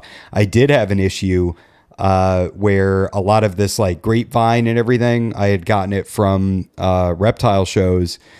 And all of a sudden I noticed I had like a pile of it in the corner that I was waiting to put into the enclosures. And I noticed like this powder appearing on the ground around it. And I'm like, what the hell is up with this? No. Like it just, dude. Yeah. It was the post hole beetles or whatever they call them. And I ended up, I just didn't figure it out until all of a sudden I saw the post hole beetles would, I guess once they reach like the end of their life cycle, they come out to breed and they have this drive to go towards light. So they were going to the window and dying on the windowsill. And I'm like, dude, I freaked out. My anxiety and OCD just went crazy. Like thinking about like, oh my God, are they my walls now? You know, all that. But yeah, I pulled every single enclosure apart, took all that wood, I soaked it overnight, and then I put it into the oven and cooked it at like, I think 120 or 140 for like 24 hours straight. And yeah, it was a good time. We had fun. Yeah. I've had that issue with when getting some grapevines and stuff. I stay away from grapevine and stuff like that, because I had that same issue where I bought a bunch of it and I had a pile of it sitting in the corner for use. I just started noticing a bunch of problems, and I looked, I was like, oh shit, we've got that problem in that's another problem with some of the wooded areas that I would go collect logs and stuff from. There's some of those beetles and stuff. California's got termites everywhere, and yeah, we've got some of those problems with wood beetles and wood loving animals that may be a risk to take. So that's a little bit more of a deterrent for me to just go out naturally for like this, especially in an outdoor enclosure. So yeah, for sure. Anything I take from outside now, it needs to be big enough to fit my oven, so I can do that 140 for 24 hours and just kind of let it, you know, get to the core of the wood and cook everything off. It's such a pain, but it's worth it. If I'm at the beach and I find a nice branch that's been floating in the water or something, that's a whole different story. I'll take some that's perfect. Yeah. Stuff, but because it's been soaked long enough, the chances of it having there's no ocean dwelling bugs. Yeah. I should say ones that won't survive in an enclosure. I know Owen McIntyre, he has a pretty cool way he does it. He takes the branches and puts them in a black trash bag and then zip ties it shut and just puts it out in the sun for a while. Yep. And I thought about trying that, but with one of my temperature probes, and see like how hot it gets in there. I mean, in the summer sun, I know it's going to be preposterous here in Florida. Oh yeah. But anyway, so talking about driftwood and all that, we can change gears now to the elephant trunk snakes, which are, I'm going to tell you, I know zero about them. I know absolutely nothing about them. Aside from they're really cool. I love watching your reels and videos on them. They're bizarre. What kind of snake are they? I mean, like what are they? Cordius javanensis, an aquatic snake, elephant trunk snake. File snake is another name known for them. I don't like using file snake because a lot of people refer to a lot of snakes as file snakes. And there's a lot of things that kind of land in file snake. Yeah, it is technically a great name for them because that skin, that's what they feel like, is a wooden shop file, and they actually look a lot like a wooden shop file or a metal shop Oh file. wow. If you've ever looked at a shop file, they've got that Yeah. kind of curved teeth to kind of break things down. Um, and that's just their skin. They're technically, I believe, in the boa family in a sense, a branch of it, Really? potentially. I could be wrong. I'm Okay. horrible about the actual Yeah, the history and taxonomy and all that. taxonomy and stuff like that. I was gonna ask, like, what is their closest land dwelling relative? You know, because it's like they're a whole different thing. They're so Yeah, bizarre and I different. would think it's closer to anacondas and stuff. But again, I could be. Okay, I'm no biological expert on their fields or sure, anything like that. What I know of them is honestly, I've done the reading and stuff on whatever I could find online. sure. Like I said earlier, I got introduced to them unfortunately by failure, just as an interest by a friend, and then got into it and unfortunately failed on the front end. And today I'm still off and on failing, so I will never claim that I as much as I've had them for multiple years, and I'm probably one of the few people online that publicly share as much information as I can and as much of my pros and cons and success. I still have yet to consider myself successful. I have a lot of checks on that list for that species specifically before I ever will say I'm successful. With that said, I can honestly say I'm probably one of the more successful that keeps them at least publicly sharing and openly um, providing information on what I've got, how I've got, the pros and cons, the goods and the bads that I have. I know other people that have them off and on.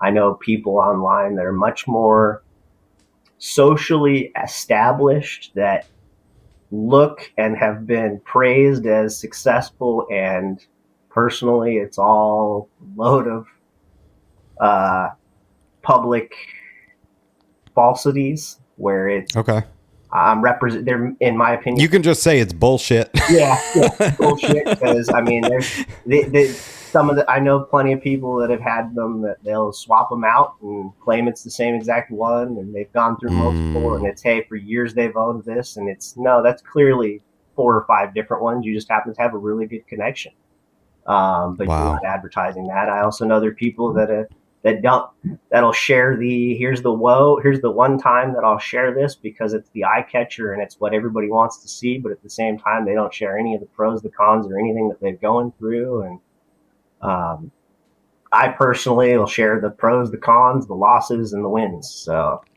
Yeah, you just recently lost I I lost a one of your few of them, animals. unfortunately. In this, as I said, this last December kicked my ass. November to December kicked my ass. I lost 3 different ones, Uh, multiple enclosures. I don't know exactly what happened.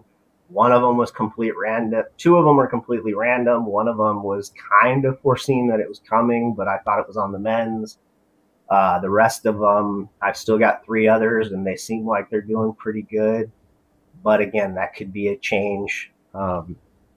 I got into them, and I don't plan to get out of them, but they are definitely one that has kicked my ass over the years. I think I've lost more than I own. I've purchased more just to acquire them and try to understand them. One yeah. of the things that I don't like and that really drives me nuts is everybody chalks it up to a white spot is the biggest issue and is their biggest killer. In my opinion, white spot is a visual representation of a problem. I don't know that it necessarily is the leading cause to the issue. I think there's underlying something else going on that goes with them. And the white spot is like a visual indication that it's not doing well. Uh, Okay. again, I can be, when speaking on the elephant trunk snakes, I am not a master's or somebody focusing on it. I'm personally a hobbyist who truly is interested in these species and truly interested in observing and watching them. I've put video cameras on them, night vision cameras on them, try to understand them and just sit back and watch.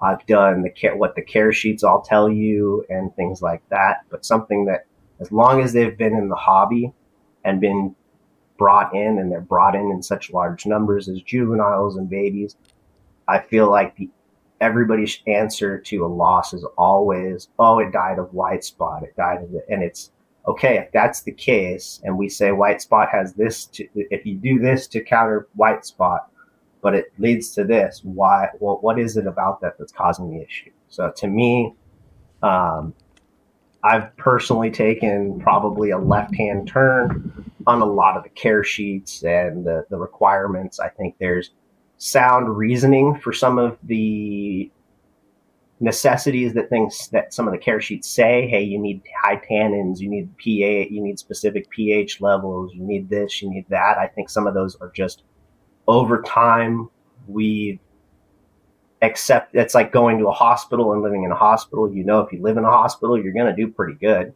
You're going to get sick very few times. You're not going to have very many issues. You're going to be able to recover pretty quick, but it's not the environment you live in. So I personally believe that there's a lot of information we don't know about these animals. They're not truly heavily researched or even found very much in the wild. Where do they come from in the wild? They're an Asian species, so Indonesia and areas like that, Southeast Asia stuff, areas in those areas. You're looking for Indonesia is kind of where most of mine have come from, the Indonesia areas. A lot of people say they're from brackish waters, so they're from waterways where the ocean's kind of meeting the streams coming down, so the waterways coming down. They're in heavily tannined areas that they're found where the waterways are fairly shallow, somewhat shallow, and the leaves from the trees are kind of staining the waters nice and dark. And I think that's where, because a lot of people are finding them there, that's why we've kind of accepted and adapted that this is where they're from, is that kind of waterway. But I'm starting to think that maybe what's going on is we're finding them in areas where they're trying to self-medicate. And that's why we believe the pH has to be a certain level and that they have to have these tannin waters, because maybe that's the area we're finding them, and the ones we're finding are not in the greatest health. And again, if they're not in the greatest health and they've got that white spot and we're finding them with white spot in these areas, maybe that's why we've kind of just taken and gone, hey, monkey, find it here. This is what it looks like. This is what it must be. Yeah. But in the reality is, if you dig into it, I don't know that many people are finding them successful adults in the wild. We're not finding thriving adults in the wild necessarily. What's coming in as adults from importers is typically from a farm from somewhere. Somebody's had it on a farm for a while. It's a long-term captive on a farm, or some sort of been on a farm for a while, and they've got setups that mimic the medical environment. So you're providing a medical environment before shipping it out, and then it's being shipped out and all of that. So I could be completely wrong on that. And maybe they are in these areas. From what I've observed from adults to juveniles, honestly, they're very, very aware of their system, and any movement in the water that they don't feel comfortable with, they'll retreat. I've caught them, and I've personally experienced and photographed and videoed. They will, if given a hide, they'll create air pockets in their hides and utilize those air pockets to prevent them from having to come up for air in the time of stress. So if they feel threatened, they'll stay in their hide, and they come up for air every probably 20 minutes or so. 15 to 20 minutes, they'll come up, get a nice large breath of air, but they can hold their breath for a good half an hour, 45 minutes, maybe even up to an hour without coming up. And then by utilizing pockets of air in their hides and their caves, they don't even have to come up for air. They can just stay in their hide, grab their air, and never come out. And the chance that anybody in Indonesia, Southeast Asia is going into rivers and dark streams and stuff and sticking their hands in big old caves or their heads in big old mud caves to see if there's a big old elephant trunk snake in there is very unlikely. I know in the States they do it for looking for catfish, but I don't believe We, they're really doing it in these Asian areas where there's some other things that may be grabbing your hand, especially when you can't see through the water necessarily. It's possible, but what kind of teeth do they have? they've got small teeth, so it's small Okay. curved teeth from what I've seen. Thankfully, knock on wood, I've never been bitten by any of them. I've had plenty of them. Adults and juveniles swing at me, and they will Yeah. swing. I know a lot of people say they're very mild, they're very mild mannered, easygoing snakes, and I've seen that, and I've had plenty. But once I've gotten mine all established and feeding and doing well, they don't like to be touched and they don't like to be handled. And the adults especially, they will swing left and right. They'll swing at you. So I don't want to take a bite from them. This is an animal that catches fish, and with their external scales being like a shop file, I can only imagine it biting and wrapping around your arm or something like that. Oof. I mean, that's to me an Indian burn. Yeah. With a little bit more extreme feeling, in my opinion, but that's that would be terrible. So how big do they get? Like what's your average adult size? Like how many feet long are they? I would say I've heard that they can get 8 feet, and I've heard from, I think the most notable one that I've ever heard from was Tom Crutchfield said he remembers when they used to come in at 8 feet over 100 pounds. I don't know that I believe that. And if it did come in over 100 pounds and at 8 feet, that was probably a significantly old animal, and it was very well fed. To me personally, I've had them for quite a few years, and I've had a couple adults for a good amount of time, for a couple of years, and I had them in the, I want to say it was 30-pound range. So 35 pound range, and maybe 6 foot, 5.5 okay. 6 foot. Maybe still impressive. Yeah, that's a big animal. They're good sized. Body weight wise, they're bigger than the anacondas in diameter, but they're feeding on fish, so they're eating much more quantity. But if you think about it by body and build weight, it's fish or water weight. So the breakdown of fish is very rapid and very quick. So it makes sense that they'll eat multiple fish in a feeding, and blow up real big and then shrink down real quick. So I personally have seen them. I've witnessed some of the snakes tearing out 30 plus fish in a matter of a week, if not faster. I've watched one night where I lost 15 peacock cichlids to a single snake in one night, and that was a very painful night to watch. It was great to watch, but it was very painful. So it's one where they eat, as far as the snakes, a lot of people are very surprised because, again, 15 fish, 15 good sized fish in one night is a lot of food for a snake. When we're talking one rodent here, one rodent there every week to 2 weeks, maybe 3 weeks. But again, you break it down to a single fish, no matter the size, the majority of that is water weight. And there's a lot of water to break down. So the actual nutritional value they're getting from it is fairly minimal. So they have to consume a larger quantity to get that. Yeah. Has anybody successfully captive bred them? I have been in talks with a couple people, and one of the local importers that says he actually knows somebody in Texas, I want to say. Last show I talked to him, he was saying he knows somebody in Texas who has captively bred them off and on for a couple years now. I have never met the person, and he's not online socially from what I'm being told. Private guy. I have never been able to confirm or find anybody myself who can support the claim that they breed them or have bred them. Now, with that said, we all know internet people. There's plenty of people that claim that they used to do this. They used to do it years ago, and they used to do it with no problem. It used to be the easiest thing in the world. I've met plenty of people and talked to a lot of people over the time that I've been working on this project and researching it that have that claim. And I have yet to meet anybody that can honestly support that claim whatsoever. So I go with there. I'm sure there is somebody, but I absolutely know of nobody. Okay. Do they lay eggs or do they give live birth? Live birth. Everything that I've ever seen, and I know I've purchased personally and witnessed. I've had when I first started, I purchased a gravid import, and she dropped for me. They give live birth. I had one of the ones that I had that recently passed. Was the same exact situation. The previous owner had purchased her as a gravid import, and she'd successfully dropped for him, and she'd thrived, and then I ended up acquiring her. So most of the times when they're captive bred, they're imported. They're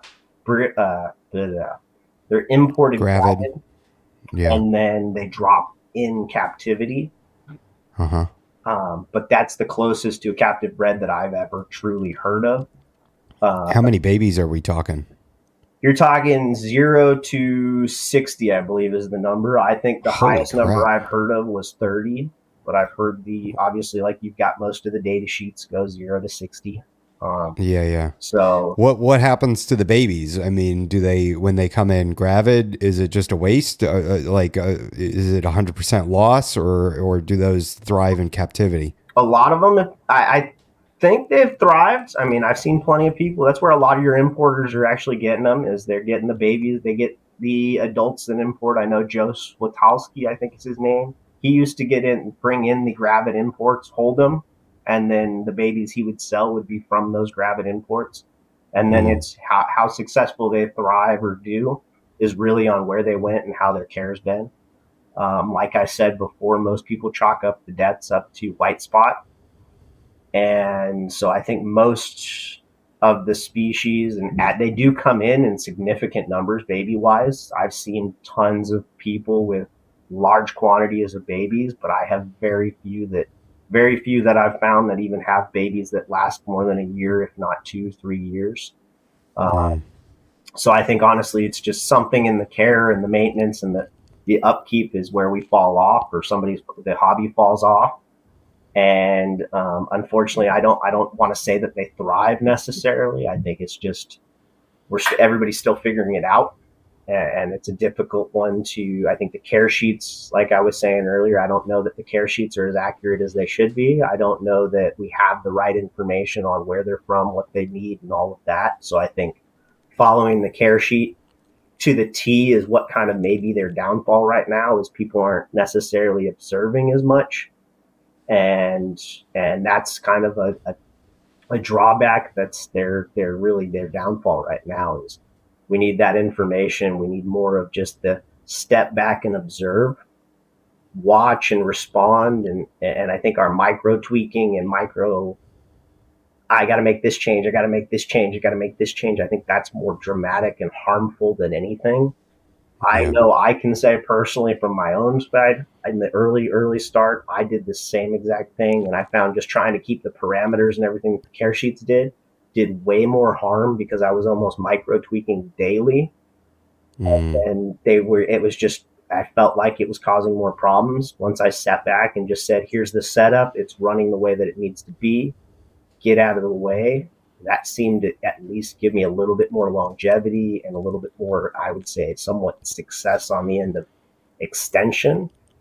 But as I said, and as you said, I mean, I'm still losing off and on today randomly. So I'm still learning as to what's going on, things like that. The other side of it is being fish feeders. I think one of the biggest downfalls that we've gone through, or the hobby really has gone through, is they're not fed enough. We truly are not setting them up with enough food, and they're not.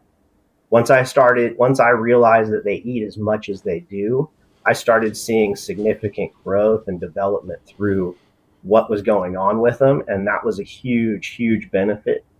And just finding a solid source to get quantities and sized feeders on a consistent basis really just took the project and projected quite a bit forward to where I didn't have as many of the issues that I was running through.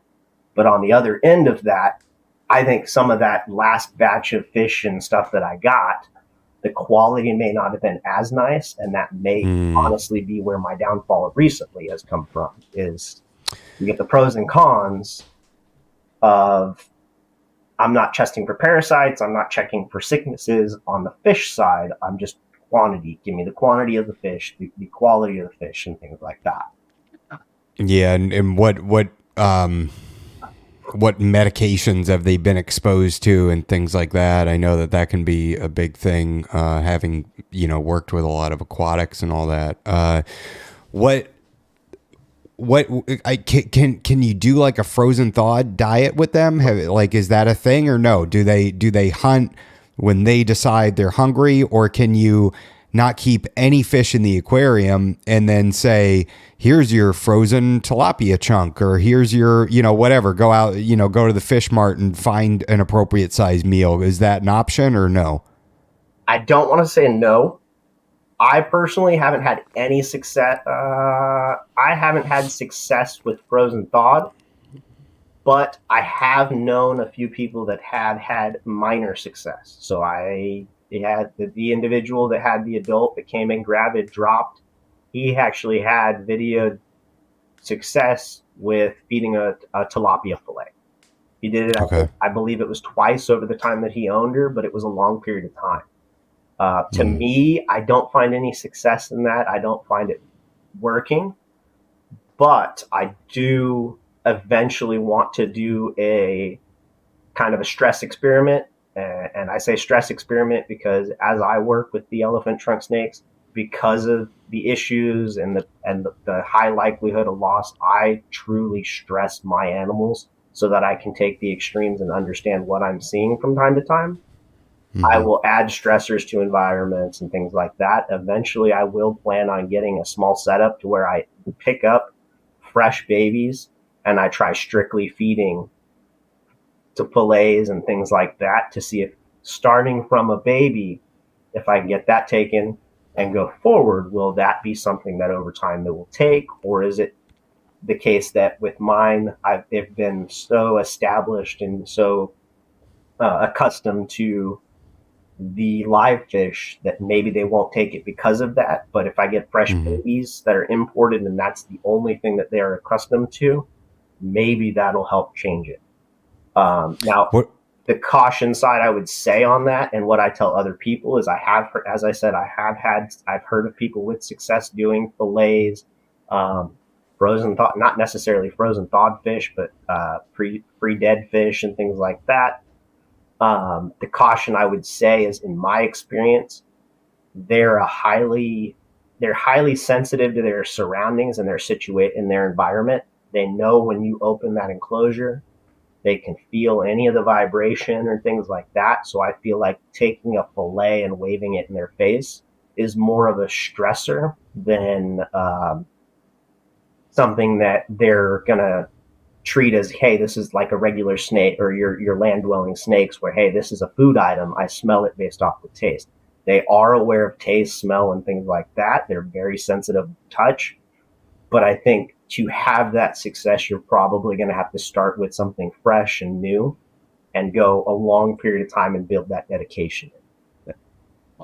Okay.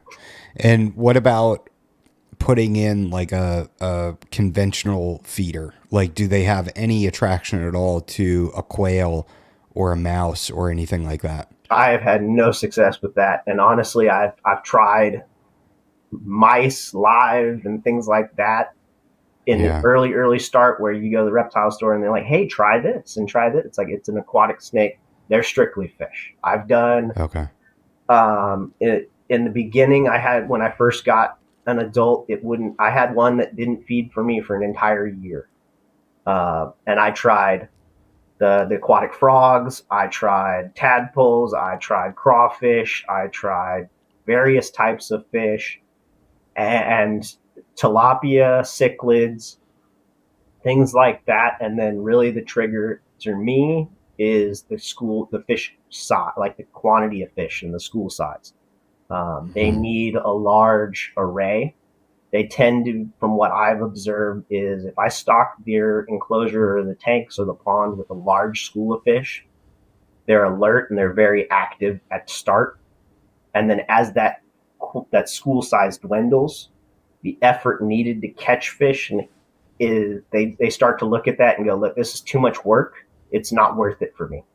I'm not Yeah. going to feed. I'm going to wait until the school sizes get larger, until it's easier to catch these animals. And the fish honestly start to learn the habits and the routines of the snakes the longer they're in there, and they'll stay within a distance of the face, and they'll follow the snakes around in front of them, almost taunting them in a sense, but Yeah. they'll stay just far enough away, and they'll learn that, hey, this is how this one hunts, or this is how this hunts. So occasionally I would have to change up tanks in the early days to where it's okay. I'm going to clean this enclosure and set it up slightly different if I'm not able to get more fish, or I'd stop. Wow. They'd stop. They'd go to the point where it's like, okay, it's too much effort to go hunting. There's not enough fish in here. I'm just going to go down and I'm going to rest. I'm not going to be out. I'm not going to be very active. But then I stock the enclosure back up with a nice school size, and they're instantly back into, okay, I'm going to go back out and hunt. I'm going to be active. I'm going to hunt multiple times a day, multiple times a night, until those quantities go down and it's more difficult. So they've been a very interesting one on that end, that they are very aware of their surroundings. Yeah. Wait, now could you stock a really prolific fish in with them, like convict cichlids, where they constantly lay eggs and like seem to always have fry, or would that not work? You can. I've yet personally to find a quantity and a fish that breeds fast enough. Yeah. But I also have had multiples and larger sizes. So I've gone and cleaned out my local stores on convict cichlids, being told that, hey, if you buy this many, you're never going to have to buy them again.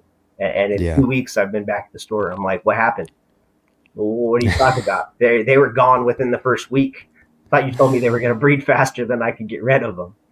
Man, that sucks. Tilapia, for anybody that's interested, I highly recommend tilapia. They're easiest to get. You can get. Where are you getting those from? I have a local fishery, so in all the years that I've been working cool. with the elephant trunk snakes, I sourced a fishery. I found a local fishery that really stocks the ponds and lakes in our area for fishing. Southern California's lakes, ponds, and streams, and fishing areas and fishing grounds. So they'll get tilapia seasonally. So the moment it's, I think March is when they start stocking tilapia through September. So I'll call them quite often, and it's gotten to the point where if they get fish in, they'll call me. Hey, we've got a ton of them. How many do you want? They'll deliver. Wow. On one end, that's because I've done the research and I've looked, and I've locally. Also, I'm in Southern California, San Diego area, so that's kind of that's something that I have a luxury to have in that case. Someone back east may not have that luxury. You're not going to get that access, so you may have to go online, look at your local hydroponic farms. As strange as that is, you reach out to them and ask them, because tilapia are used in hydroponics to clean the waters, and they're a fish that really can accommodate very clean water all the way down to very dirty water. Yeah, I mean, we have them everywhere around us in Florida. They're invasive here. Yeah, you could go out and catch them. Yeah, exactly. Yeah, they're invasive here. I think the last time I took my kids out, my youngest dropped a line in with his little Mickey Mouse pole, and he pulled one in that was like probably 10 inches long. It was huge. Yeah. I've gone through and sourced them, and honestly, for adults, I'm looking at 4 to 6 inch fish is what I ask for.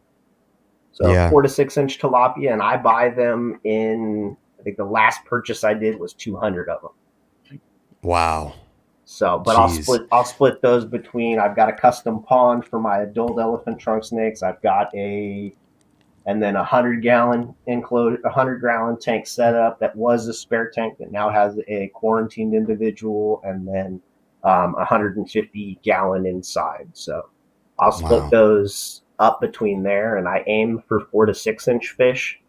A lot of the times, unfortunately, people that are measuring fish are very far off at times. So sometimes I'm told I'm getting 4 to 6 inch fish, and sometimes they're 2 to maybe 1.5 to 3 inch. Yeah. So Yeah. work with what I can get, buy in large quantities, just because, as I said, splitting between the tanks, I try to stock each tank with, if I've got a 150-gallon tank and it's for one elephant trunk snake, I'm going to try and stock 30 tilapia in there to have a good sized school. Wow. It's something that I've found that they need is, again, when they've got almost no fish and it's too much work to hunt, the fish have just as much room to swim, and they're typically a lot smaller. So it's easier for them to maneuver and get out of the way, and the snakes will not put too much effort if they can't get rewarded. Mm-hmm. That's interesting. Now, tilapia, they're an African cichlid as well, correct? Yes, and that's another reason why they're highly prolific. Cost wise, I've worked it out with them because I'm getting it from the fishery, and I've been transparent. Hey, I can't buy them for breeder prices because breeder prices are significantly high. I just go to the point where here's what I'm willing to pay per fish. How many do I have to buy? Yeah. It's taken some time to get there. When, like, this time of year, if I needed to go stock up right now, as I said, I'm dry. My fishery is dry on tilapia until at least March, because they don't start stocking them until springtime comes around in the warmer times.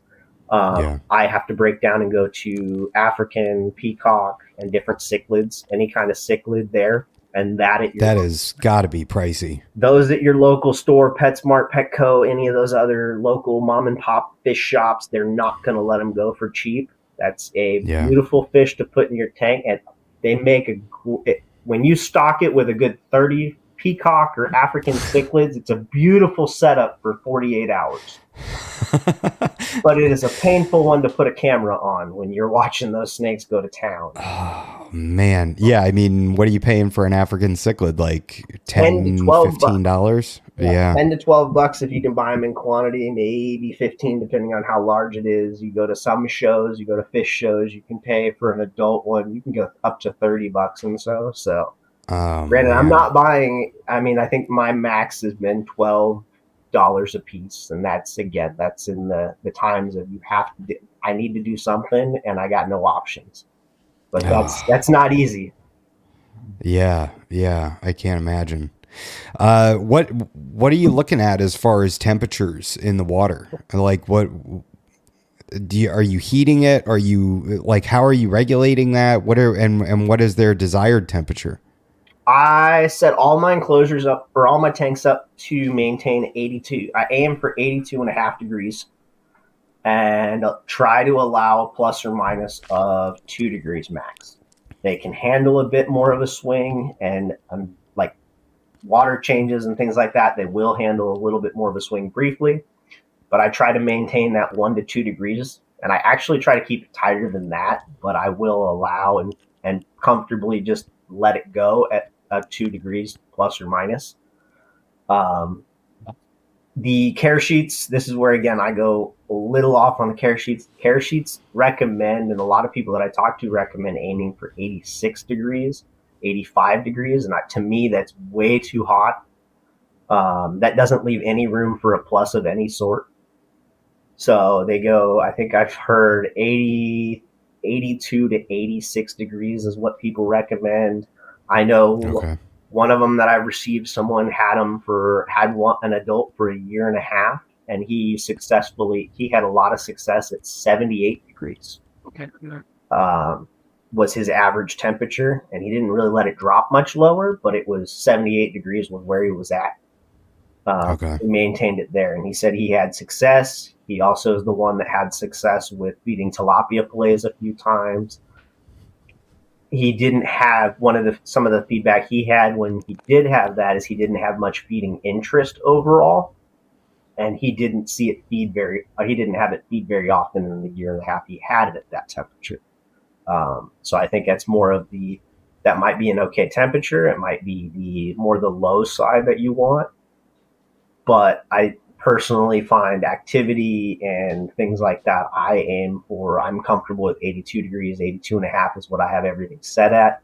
I have I have heating Depending on the tank, depends on the type of heat that it is to run the water. Most of them are my 100 and 150 gallon are running through aquarium heaters. And during the winter time, when they have to work twice as hard, I'll drop in a secondary aquarium heater and let that run so that it stays, so that we have the temperatures. Those are all set up on herpstats to run them. I use herpstats for just about everything, and they work beautifully on an aquarium too, which is kind of nice. Yeah. So I use those to maintain it. I run that for my custom pond. I have, for the very stressful winter times when they really need that extra boost, I have an inline aquarium or a aquarium heater that I can drop in and run just to give that extra boost. Otherwise, when I built the pond itself, I built a custom base that I wrapped with heat tape all the way around the tub. And Wow. the tub, there's a tub insert that drops in, and then I insulated that base so that there's maybe a half inch to a quarter of an inch spacing between the heat tape and the plastic tub, but it's wrapped 180 degrees or 360 degrees around that plastic tub with heat tape on two different heat strips running around the inside of it. So that basically heats the majority of the base, and it's got 1 inch insulation built into the base frame. And that helps kind of hold all of the heat in there. And then, as I said, during the winter time, to give that extra boost of heat, I have a drop-in aquarium heater that I add to it. Now, with the aquarium heaters, one thing that I do caution anybody that uses them, the snakes will burn themselves. I have in the early starts, when I did not protect or try to protect the heaters, and I just used the standard drop-in glass heaters and had them mounted on the sides, the snakes would coil themselves or cram themselves behind the heaters and burn themselves. They would cram themselves behind items. They'll also wedge themselves throughout the night and dislocate the heaters, so you may have to play that game. My 150 gallon inside, I did custom plumbing to where I just plumbed the aquarium heater inline so that it was never in contact with the snake. And then when I just keep caution and keep an eye on it when I drop it in during the winter time, that, hey, this has to be in a location that the snake is not going to wedge itself against it or feel comfortable right up against this. Yeah. How the hell do you keep them inside the enclosure? Do they try to come out? A lot of people have problems with escapes, and if you provide a small enclosure, I find that they do try to, because they are very active swimmers, especially at nighttime. So if they're in a small enclosure and they don't have enough space or enough materials to hide and feel comfortable with, they do just like a regular snake. They try to find a way to get more. So if you have an enclosure that doesn't have a lid or that's an easily pushed off lid, they will find that way out. And I have, in the early days, did have 1 or 2 escapes. Thankfully, it was inside, and where they're at, I was easily able to tear apart the floor and find them. Oh my God. Yeah, you don't want them out for very long. They're an aquatic animal, and being an aquatic animal out in the open, especially on tile inside, it's kind of cold, so that's not a great combination.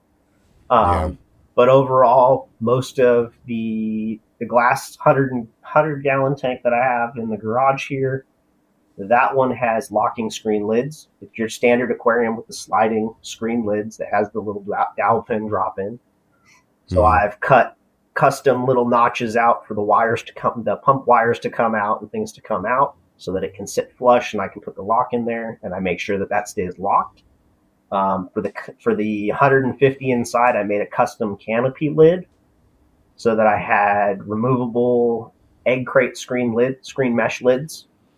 And I built a lip on the inside through the canopy so that if they come up, they have to go around the lip, and they're not likely to go out and over because their body will just fall back in. So that custom lip has been, to me, a custom lip or some kind of lip on the inside that's a good couple inches is all you really need. But I also have egg crate drop-in screens that sit in there also, so that's the comfort of there's something on top. If I go to set something on top of the tank, it's not just falling straight in the water. If I have a cat or Granted, I don't have a cat. Kids want one, but if somebody had a cat, they're not jumping on and just landing straight in the tank or getting in there. And then the Yeah. garage, the custom pond, I did the exact same thing. It's got a lip, a custom removable canopy top, and the removable screen lids that I can drop on and drop off. So they've got a good amount of weight on that. If I have, when I first built that cage or that pond, I did leave the screen lid off for a period of time, and over exploration, one of the adults did get out briefly, but it was for, I think, 2 to 3 hours, and I was thankfully able to find that animal and put it right back without any harm. And the only thing is again, I just leave the lids on those, and the weight of the lid itself is enough to hold everything down and keep them from really pushing out or getting out. Ultimately, Wow. they're not seeking to get out of the water. They are definitely comfortable in the water and they want the water. If, in my opinion, in my experience, if the elephant trunk snakes are seeking to get dry land or get out of water, it is not a good sign. And if they're basking on something or they're in shallow water, it's not a good sign most times. That's just the way that I look at it, as if they're looking for a shallow area to make it it's probably to make it easier for them to breathe, because the deeper the water, the more pressure it has, the harder it is to breathe. An animal that's not healthy needs that support and needs less support on the body, but needs the ease of breathing. So if it's seeking shallow water, if it's seeking a log or something to bask on or lay on, it's probably just trying to make it as easy as possible to breathe and kind of live. So it's not a sign for health if they're doing that. Interesting. What are the dimensions of the pond again? The pond is a 6 foot by 3 foot by 2.5 foot deep. And then it's got a custom almost 3 foot long by 18-inch by 12-inch gravity feeding sump. Okay. And how many animals are in there? Right now, there's only one. So I'm down to the one adult. I did have a trio, a 1.2 in there. Two of them are ones that I unfortunately lost in the last month and a half. And then, yeah, I got hit pretty hard. Yeah, I'm sorry to hear that. What's your longest lived elephant trunk snake to date? I want to say it's a 2001. I've got 2021. What? Baby that I got. Okay, so you're doing pretty good then. I've got a juvenile that Dan Maleri from DM Exotics brought in. I picked up in March of 2021. She's inside and she's put on some significant size, and she's been a great one. And then I've got a calico adult that's around the exact same time frame that I picked her up, and she's been here as an adult. But I purchased. All right, cool. So they're doing pretty good then. They're trucking right along. I thought it was like, touch and go. You bring them in and then it's, no, I don't last too long. No, prior to these last couple losses, I hadn't lost one in probably a good 2 years. Really? So as I said, this was out of nowhere. One of them. Do you think it had something to do with the temperature or? I do tend to see, one of the things I see is that going into the winter, from the transition into the winter time, I tend to find that I see white spot more often, and kind of the stress. And again, to me, white spot is more of a stress indication. And I don't know. And again, my temperatures don't really shift. So I don't know. I don't understand why. It's not like I'm going from high temperatures to suddenly dropping low and up and down. They do get a little bit of a fluctuation because, again, a large body of water exposed to the ambient temps. So there is a fluctuation, but I do tend to see spikes in the spotting or issues as I make that winter transition and into the winter time. But I personally am thinking that the only thing that was common between the two tanks where I lost, because I didn't just lose it it wasn't a secluded, I lost animals in this one. And I didn't lose everybody in those situations.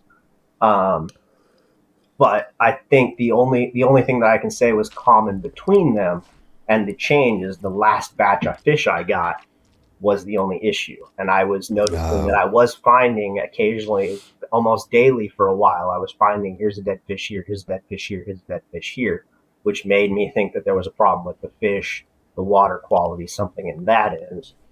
Um, yeah. but I was never quite sure on that.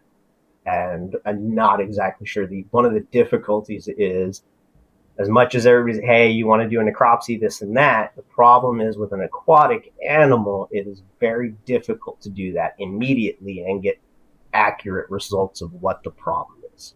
My Mm. vet is a mobile vet, unfortunately. Um, and she's gone. She used to be a local practice, and then she went to a mobile vet, and she travels from LA down to our area. So it's not as easy to go, hey, I need you right now. I need to do this at this moment. Um, Yeah. so my hesitations on some of those things of making it clear this is what the problem was, this is the issue, are very limited, and unfortunately, I can't provide that insight at all times. Mm. That's too bad. They sound really fascinating. I mean, it's got to be crazy to keep them. I couldn't even imagine it, honestly. Like, just it's such a different thing, you know, having this snake that's in water all the time, and just the whole feeding thing is wild too. Like, that's its own. Oh, they're absolutely awesome. They're very impressive. Watching them hunt is amazing because they use an array of techniques to hunt. They use their entire body to hunt. They leverage, and again, they're very aware of their surroundings. I mean, because I've kept them in groups. I've watched two of them hunting at the exact same time, going for the same fish, and mid-strike catching, understanding that they're not going to catch the fish, but they're going to tag each other, and then watch them mid-strike divert the way that they're going and acknowledge Wow. that. I've never seen a snake or a reptile of any sort that's in feeding mode stop mid-strike and say, no, I'm not going that way. Whereas these animals, they acknowledge mid-strike, hey, they're swimming around, they heavily based on touch and feel. Something touches them, they go to strike and immediately understand, hey, this isn't what I'm looking for. Let's continue on our path. Yeah. Watching the various techniques that they leverage especially as the feeder supplies go from large quantities down to very minimal quantities, watching their just techniques change and their hunting methods change and the various methods they use depending on the setup has been absolutely fascinating to me.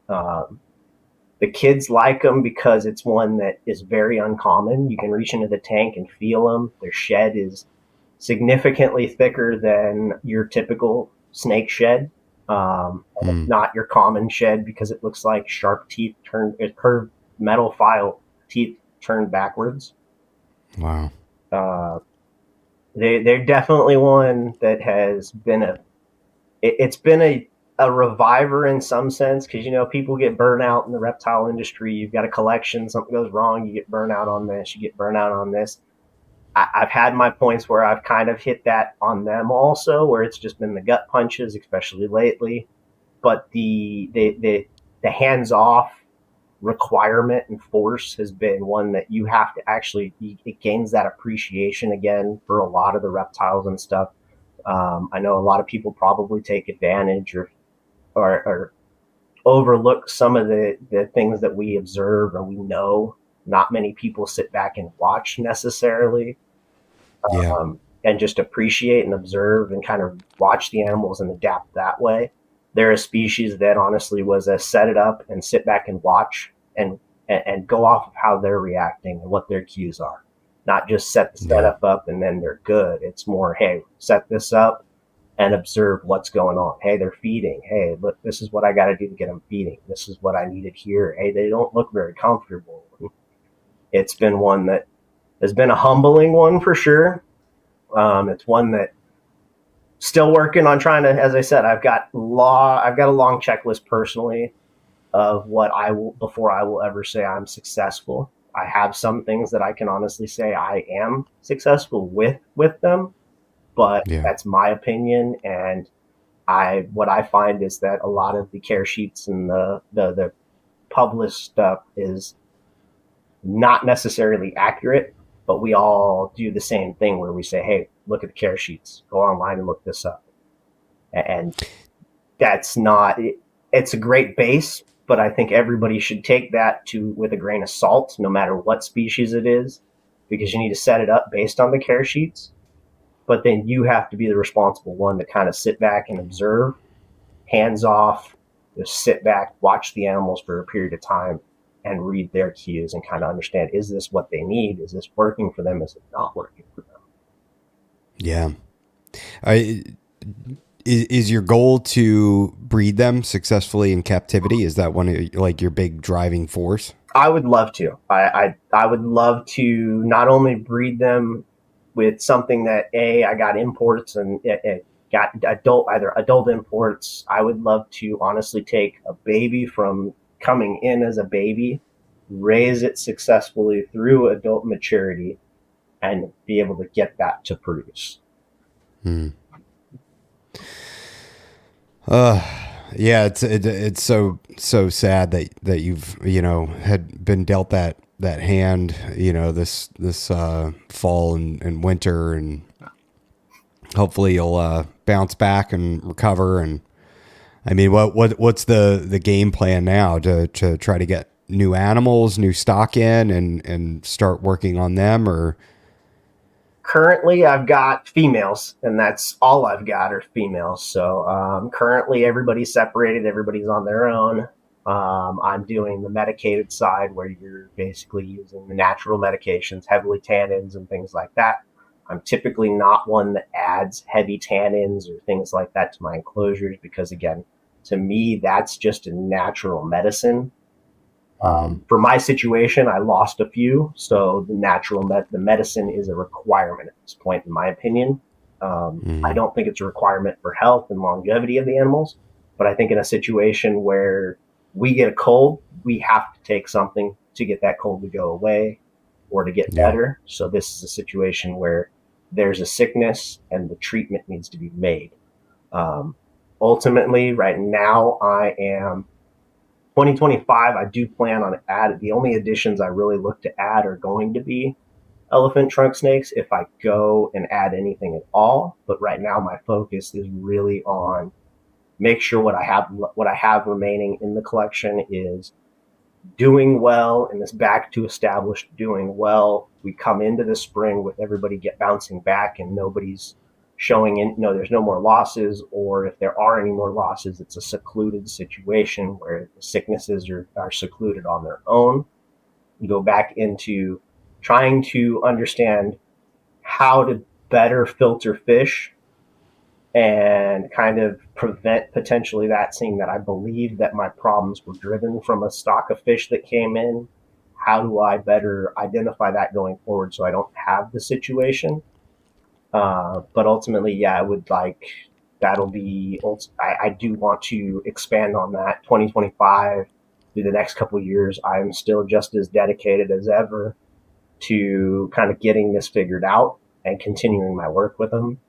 The difficulty is a lot of people that I've talked to and people that claim that they know on the breeding side say that it takes about 10 years before these things actually are at mature age to breed. So even taking a juvenile that just comes in, it's not like your common snake where you've got 3 years of raising it, 4 years of raising it, and it's going to breed for you. This is a species that doesn't breed often, or that nobody really publicly shares breeding or acknowledges breeding. Yet then you're talking getting something established for 10 years straight without issues and losses and things like that. So I'm not necessarily holding my breath on that, but that is a long-term goal of the project. Is I would like to unlock it and figure it out. It's not just for me. If I can help someone else do it just by my failures or my upcomings, my highs, my lows, that's why I publish and share as much as I do, is because, hey, I, again, don't feel it's acceptable. I feel like it's actually terribly acceptable, unfortunately, that everybody's willing to say a species that's come in for so many years, so significantly in numbers as imports, Yet the downfall of it is white spot, and it's been accepted as this is an animal that's going to live 3 years. I think online I've seen that their average lifespan is 3 years. So to hear that an animal that clearly takes multiple years to get massive has an accepted captive lifespan of 3 years, when we know it takes longer for breeding in general, we believe, I should say, it takes longer in general. That to me is not something that, if that's the hobby's acceptance of it, then why is it something the hobby's bringing in or are willing to bring in? Yeah. Do you have a lot of like live plants, or do they just uproot those and destroy them? My 100-gallon, I started off, it was empty for a while, so I was trying to get a nice planted tank. With juveniles, it's easy to do it planted. It's easier to do it planted. The issue that I had, and with the 300-gallon, actually, I dropped a lot of money on live plants and had a beautiful looking setup for a while. And tying things to log, because I use large logs and things like that, it's not difficult to get live plants. The problem is cichlids do not go well with live plants. It's like putting salad in with they shred them. So, and then, like I said, I'm buying 200 tilapia at a time at 4 to 6 inches.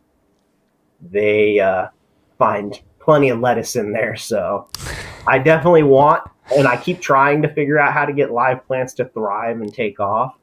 But I think the trick to that is honestly, you got to get a setup that's going before you add all of that stuff in it. Get the plants thriving and get them going really well, and then add the other items to it. Do you think that the light cycle that goes along with a planted aquarium is beneficial to the snake? It's not, as long as you provide the darknesses and the hides and things, it's not a problem.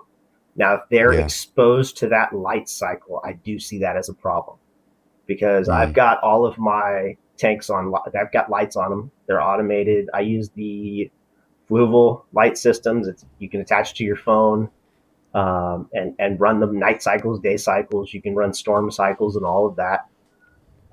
And I've got those set up to automate for sunrise, sunset, things like that. And occasionally I'll do a storm or things like that in there. But that's got to be the best possible thing for the snake, I would assume, right? Like, I mean, you're trying to give them as close to nature as possible, since they're so close to being wild animals. Yeah. And when I built the pond, the custom pond specifically, I tried to take into consideration everything that says where they're from. They're in brackish water areas where the ocean waves are meeting the stream waves. So I've got the custom sump is feeding a stream style coming down, and then I've got a flow, one of the wave makers on one end that's set to wave settings, so that one end is coming down as a streamed water across the entire top of the 3 foot, and then the other side's crashing waves that are just pulsing in and out.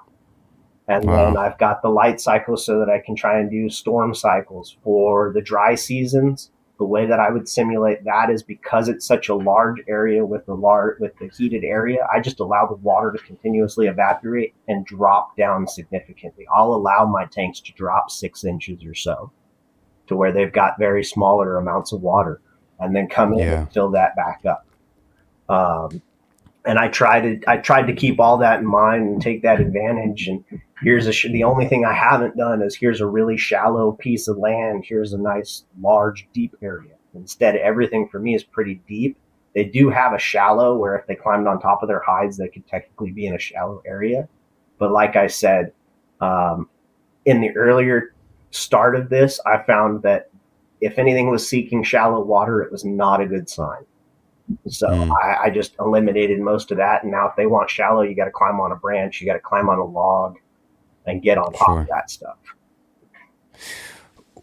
How are you dealing with nutrient removal? How are you dealing with the accumulation of all the nutrients? I'm assuming that's got to be pretty excessive, right? With the amount of feeders in there, and then with the snakes eating the feeders and defecating. And so I'm assuming the nutrients are just building up at a pretty quick rate, right?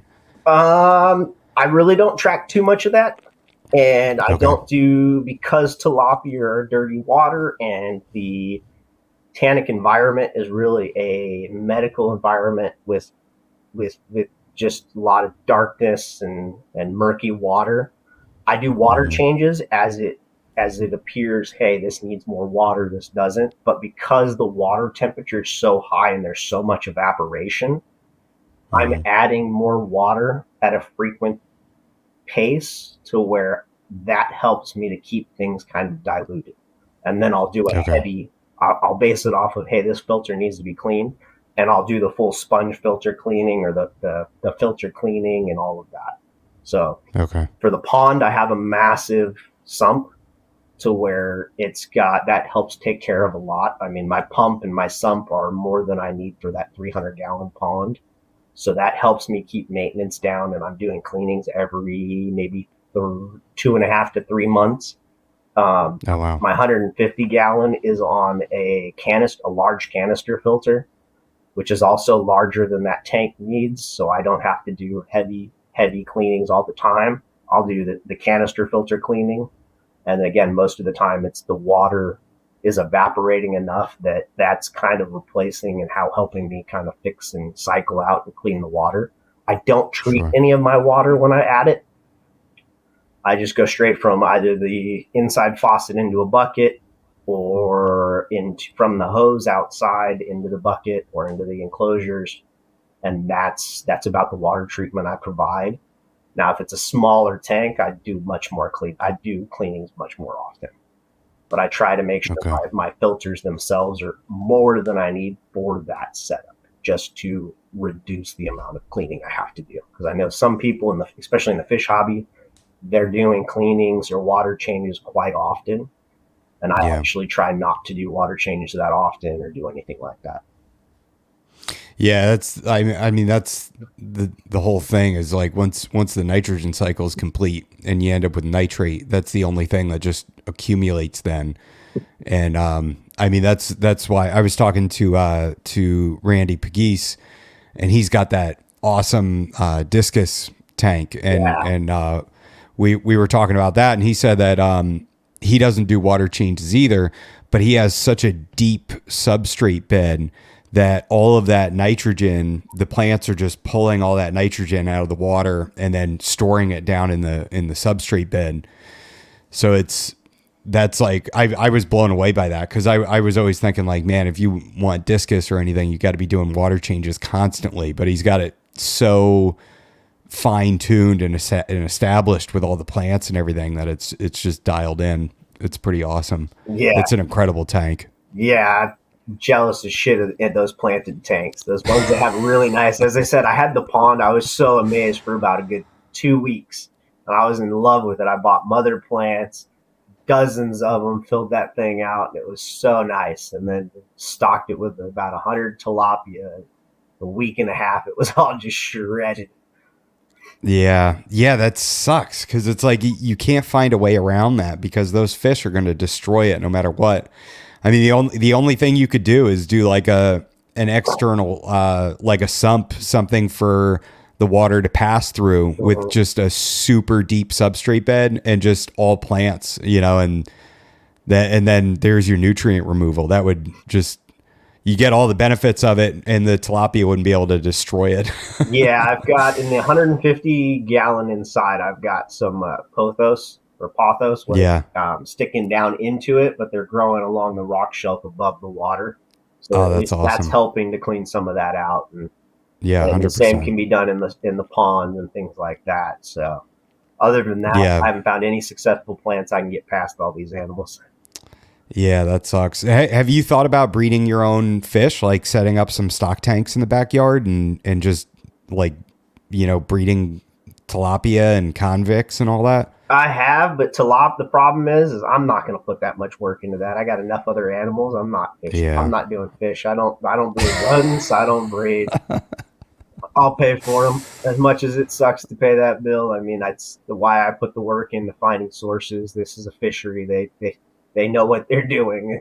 Let's let you guys Yeah, do yeah. it, and you'll deliver it to me. I thought about it, and I've tried to That was the 100-gallon was set up by itself so that I could start pulling fish. And when I get a stock of tilapia, I'll put a handful in here and let them go to town. But the time frame is not efficient enough. They don't grow fast Yeah. enough. They eat them, and then tilapia require. I mean, they're going to eat their babies and their fry, and if they don't eat them, the other tilapia will eat them. So Yeah. it's been too much of a, yeah, that would be an adventure of just like taking on breeding your own rodents to supply everything. It would be more work than reward to me. Yeah. Yeah, for sure. And I For got sure. to draw some of a line somewhere because I still have kids and a wife and the family to take Yeah. care of. So So one last question before we wrap it up.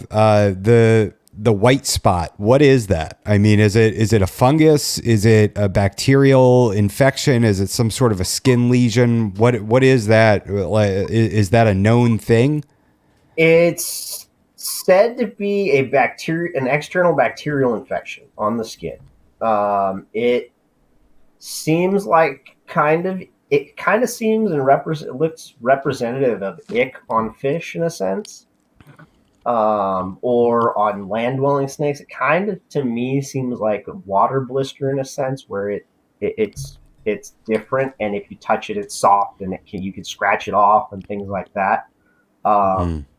I've seen different severities of it, where it does become like a lesion, and it can go through the scale and things like that. But the thing with I don't know if it necessarily is a true bacterial, because if you provide bacteria, there's treatments for external and bacterial um, skin problems and bacteria on the skin, and it doesn't Hmm. react the same to those. So you would think like a betadine solution is an antibacterial. You would think if that's the case, can you do a betadine solution for a snake that breathes air but lives in the water? That would be an antibacterial. It doesn't seem to do that. And that's why I personally lead towards it's probably more of a physical stress indicator that something's wrong. I think that's the way the animals are showing, hey, I'm stressed out. There's something not right. And this is my way of showing and my body reacting. Again, I have not researched it heavily to where I'm investigating medically into it. Um, but I've also seen the severity where it's come and gone. I typically will see it start to show up as the animal goes into a shed cycle. Hmm. And then it'll vanish off with the shed, depending on the severity that it appeared for the shed cycle. Um, and I've had plenty of snakes that show no signs of it until they go into that shed, and then it shows up, and then they shed it out, and they don't show any signs of it again until the next shed cycle. But then I've also had ones that have shown it through the said shed cycle, and there have been remnants afterwards to where there's some kind of lesion or something like that. I've seen where more people or I'm starting to talk with more people, and they seem to be acknowledging and saying that typically that's not really the loss that they're finding, and it's not white spot that necessarily is the cause of the loss. The stuff that they're seeing after the animal's been lost has been salmonella, other bacterial problems in the lungs and things like that. And Okay. I would say that the white spot, like I've been saying, is just a visual indicator that there's a sickness or something. It's kind of like us with a runny nose. It's not the problem, is not the runny nose. That's just the reaction that's being caused by whatever is wrong. Hmm. So Interesting. I don't know that I necessarily have ever seen an elephant trunk snake that does not show some kind of white spot at some point during a shed cycle. Oh, interesting. So when they're kind of already compromised and they're in that sort of sensitive state, that's when they're most likely to get it. Yeah, I think it's more of the. I mean, you can have it when you're not in the shed cycle, but it definitely shows if you're going to see it, you're almost always going to see it during a shed cycle. And Okay. what I focus on is how much of it is around after the shed, and I don't stress over it until, okay, you're freshly shed. Now let me look at you and see. Um, Yeah. if it's going through the shed cycle and it's starting to pop up, I'm not worried at all, honestly. I'm not stressed about it. I'm not concerned. It's more sit back and watch and focus. Is the snake breathing heavier? Is it sticking its head further out of the water and gasping? I think personally it's been any of the losses are, like I said, it's something else going on internally, something in the lungs, something there.